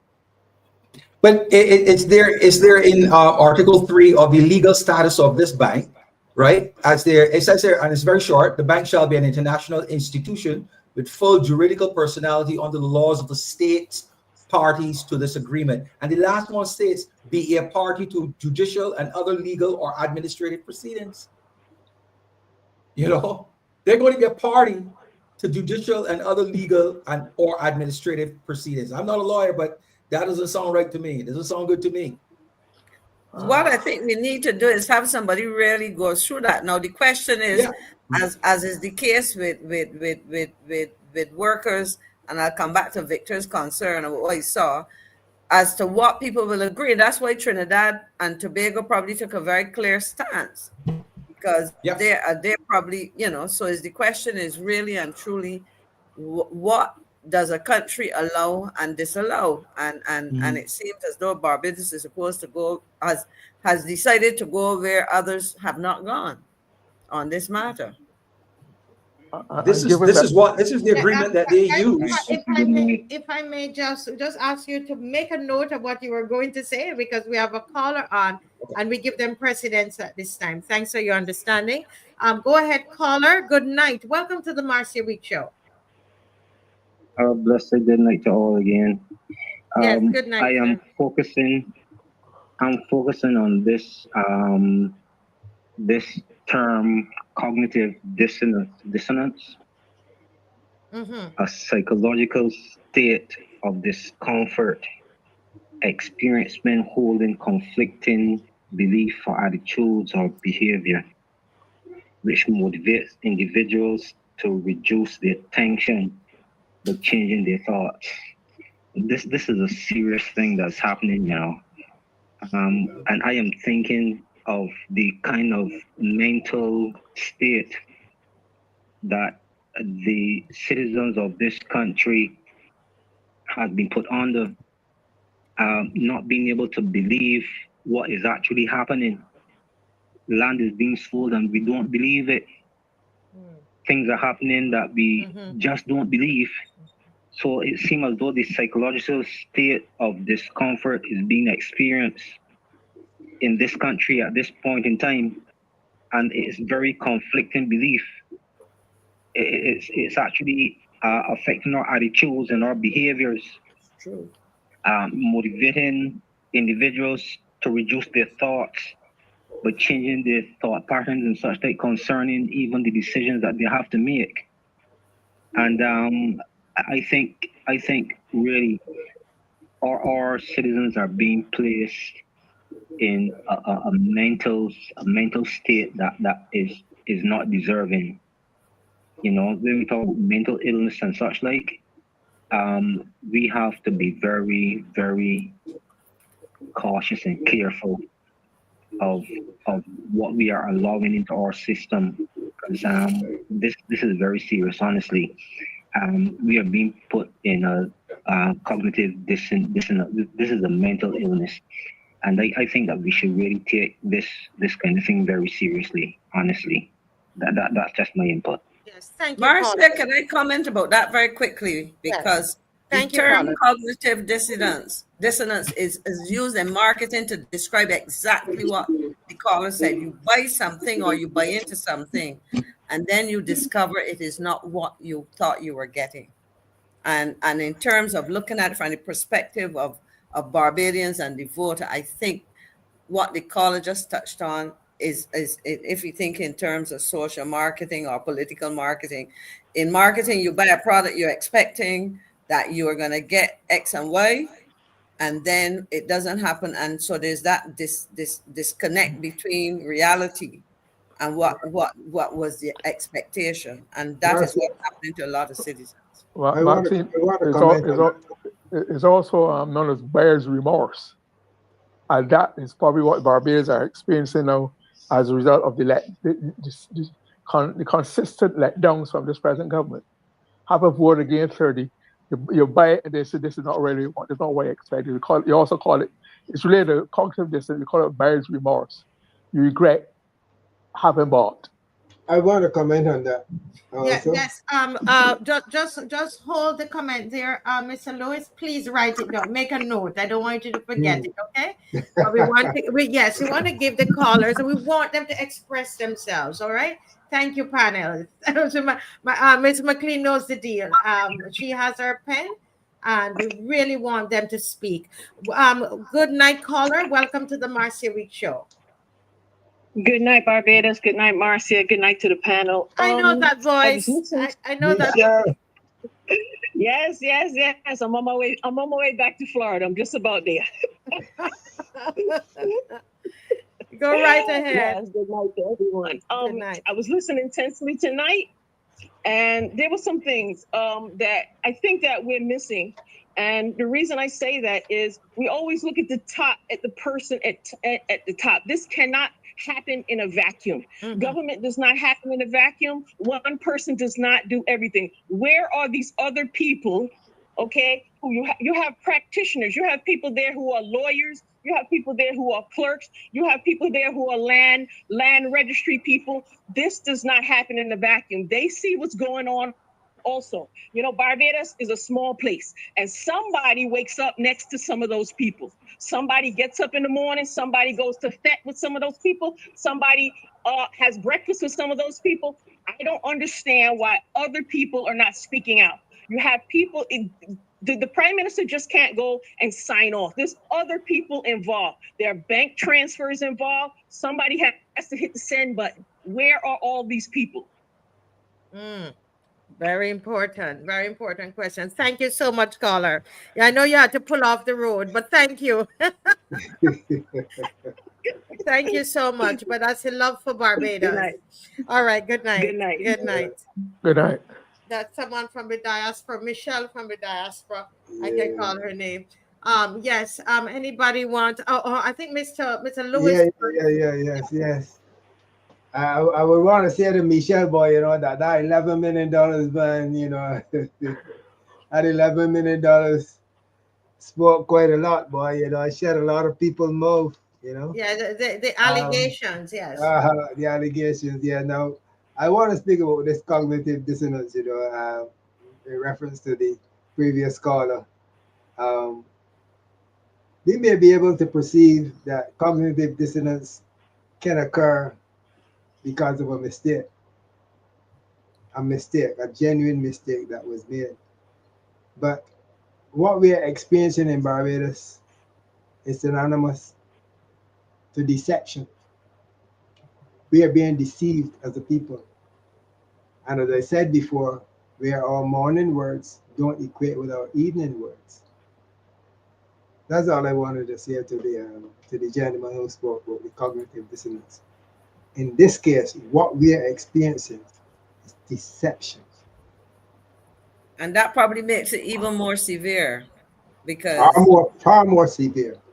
When some person can premeditate, sit down and plan to deceive you. Sit down and plan that this George River Bridge is not a gift to Barbados, but it is one that we will send the people across that while we give away the land, where we give away another iconic position in this country.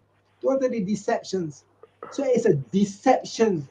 It is sitting down and intellectually formulating strategies to deceive people. And that is exactly what we are experiencing in this country now. Yes. And Victor, that is in keeping with my title. Remember, talking about a brutal betrayal, to betray, to deceive, to mislead, synonymous. They're all the same thing. You got to read the fine print. Right. If you get to see the fine print. That's the problem. Sometimes I wonder how many in government get to see the fine print, and not a lot. I heard stories that the latest national hero was named at Kenton Oval. Only everybody was surprised that the prime minister, the president, or something like that. Nobody knew.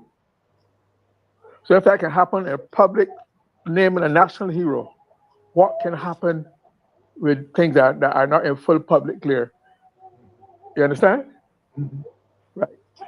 Hiding in plain sight, they call it.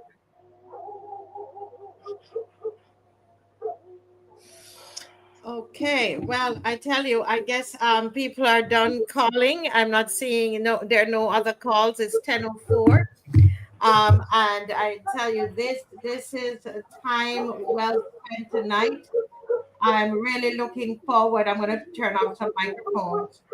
I know whose microphone that is with those dogs. I knew exactly whose microphone that is. Somebody from St. Joseph. You can recognize the St. Joseph bar in the dog? Yes, the St. Joseph bar. Yeah. But I wanted to end tonight. Everybody, thank you all so much. A fantastic panel that have done their research and delivered spectacularly tonight. I want to ask you to make in your final comments, make an appeal to Barbadians to be present on Saturday. Why should Barbadians be present on Saturday? Why not stay away and say, well, nothing can be done? They already had a groundbreaking ceremony. Miss Ramland is already gone. The other places, they're planning to sell the rock. Because remember, we're not just going out, panel, because we're not just marching because of Jemmotts Lane, but it's all of these Bay Street, Brighton, Dover, East Coast, St. Anne's Fort, Gibbs Gully, Joe's River, all of there at Bay Street, the old General Hospital, the General Hospital there for the elderly, and Oystins and Whole Town Civic Center, Screw Dock, all of that, you know, and now this rock. And now for our beloved rock. I tell you, it's just so many things. So I would love to hear from everyone, and we will start in the way that we started the program. So I'm going to go to Mr. Adrian Hines to just leave us with his comments and an encouragement for people to come out on Saturday. Thank you. All right, so my interpretation of, thanks, Marcia, thanks for having me. I really appreciate it. Cognitive dissonance, if I were to apply that to Barbados, I share a different view than the caller who thinks that is a concern that people are making. In politics, people do that all the time. They make a decision on who to vote for, and then that person doesn't turn out to be so well, and they stick with them. That's why incumbents usually get into power the second time around. People stick with them because they don't want to be wrong, so they go with that. I am going to tell Barbadians this: if you want to have change, you must give your 2 cents worth. You got to get out there. You gotta show the effort. You got to demonstrate that you are invested in change that is to benefit you. If you don't do it, it is likely that nobody's going to come to your rescue. As a matter of fact, I don't think anybody is. You got to be the change that you want to see. Show up in your numbers. Yes, thank you. Thank you. Thank you so much, Mr. Murray. Yeah, when Victor told me about that, the rock for sale, it made, you know, there's a saying, to show when you're really earnest and determined about something, you say, there's no rock left unturned, right? It looks as though we're headed where no rock is left unsold. And I mean, no. So when they link that now with the Prime Minister has ascribed to herself this authority about, she makes this claim of reclaiming our African destiny. I don't know what it means.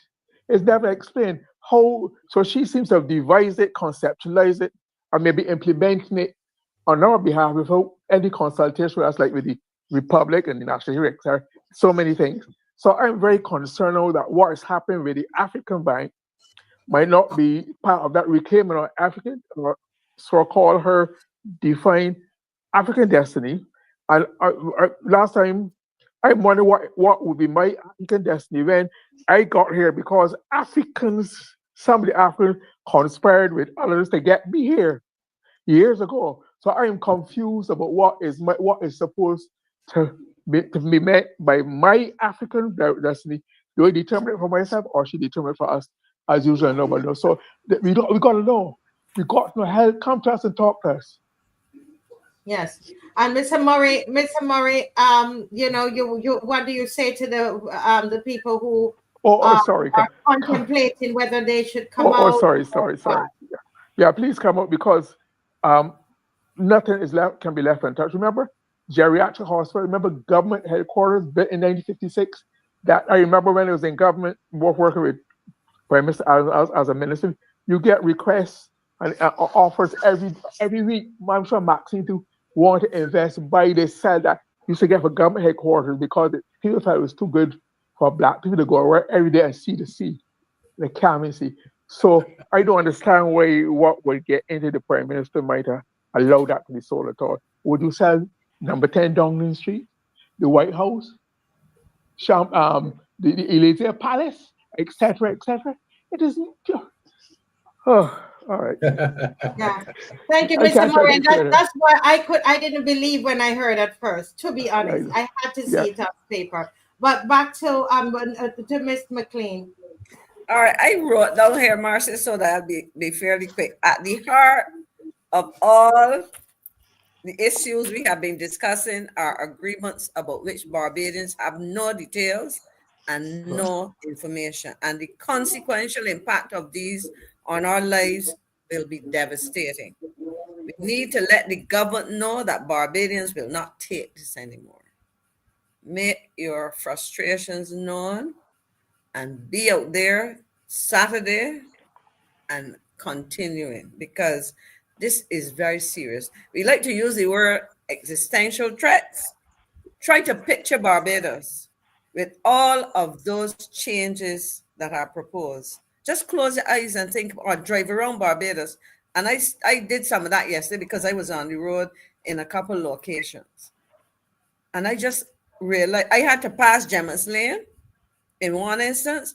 And I said to myself, imagine that this is gone. Imagine that government headquarters, geriatric hospital, and we can go on and on. So we have to say to the government, you're not telling us what you're doing. You're partly lying to us because the evidence is mounting. We have to show you. And if you want to call it, let me quickly say, if you want to call it a hate of investment, it is not a hate of investment. It is a hate of deception, dishonesty, and a failure to tell Barbadians the truth in advance, that we have to sit down and watch you. So we got to get up and walk. I like that. Yes. Let me let Mr. Lewis, the rock man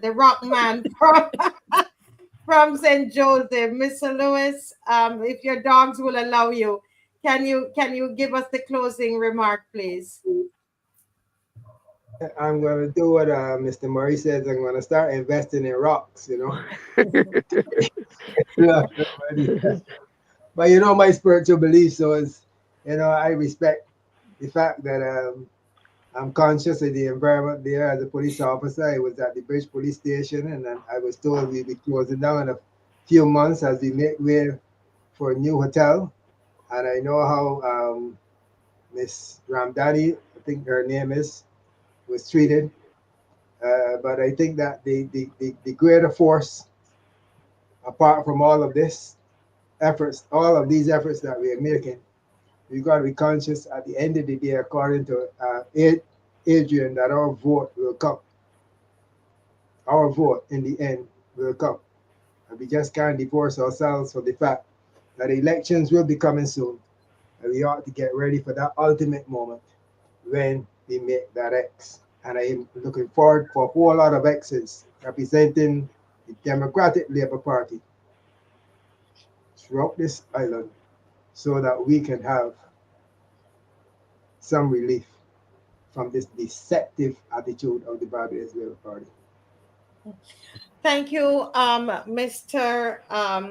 Lewis. And on that, I really want to let me just be clear that we are not using the show, because I know you're sending people to vote for the Democratic Labour Party, yes. But we can send the show on a serious note. while we do align with a lot of what Mr. Thorne is saying, because he is the leader of the opposition, but we can't send people, you know, to go vote for the Democratic. Vote for any party that will get us away from this current one. Okay, there you go. Well, that is yeah, that's more like it, and I mean that. I know, you know, people might think that, you know, but that's the truth. You know, there are other parties. If you remember, this show started off with Lynette Eastman. For those of you who are watching and you don't remember, she was one of our panelists on the show. Lynette Eastman, Maxine McLean, Caswell, Kemar, all those people were on the show. Other people we used to, and you know, we constantly ask them to come on till I've given up. I am no longer. I'm the platform is open. The CCP, what's it called, the Conservative Party. I can't remember the acronym. And I know the gentleman, a very nice gentleman who is leading that party. And I have told him this is a space you can be on. Grenville, I always inviting him. I don't hear them on these issues, so you know. But then I get cussed for it, right? But folks, let me just say now, on a serious note, that Saturday is important.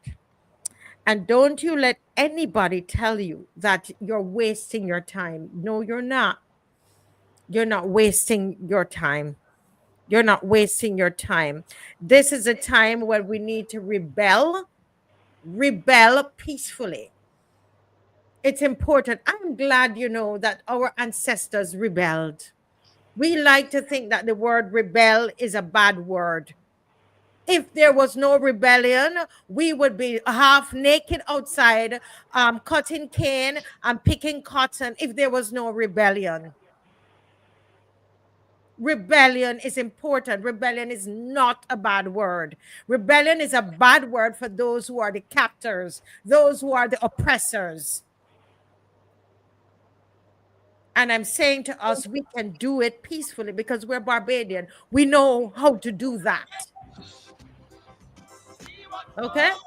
All right. Go right ahead, Dave. And good night, everybody. Thank you. Good night, everybody, too. Good night. Good night.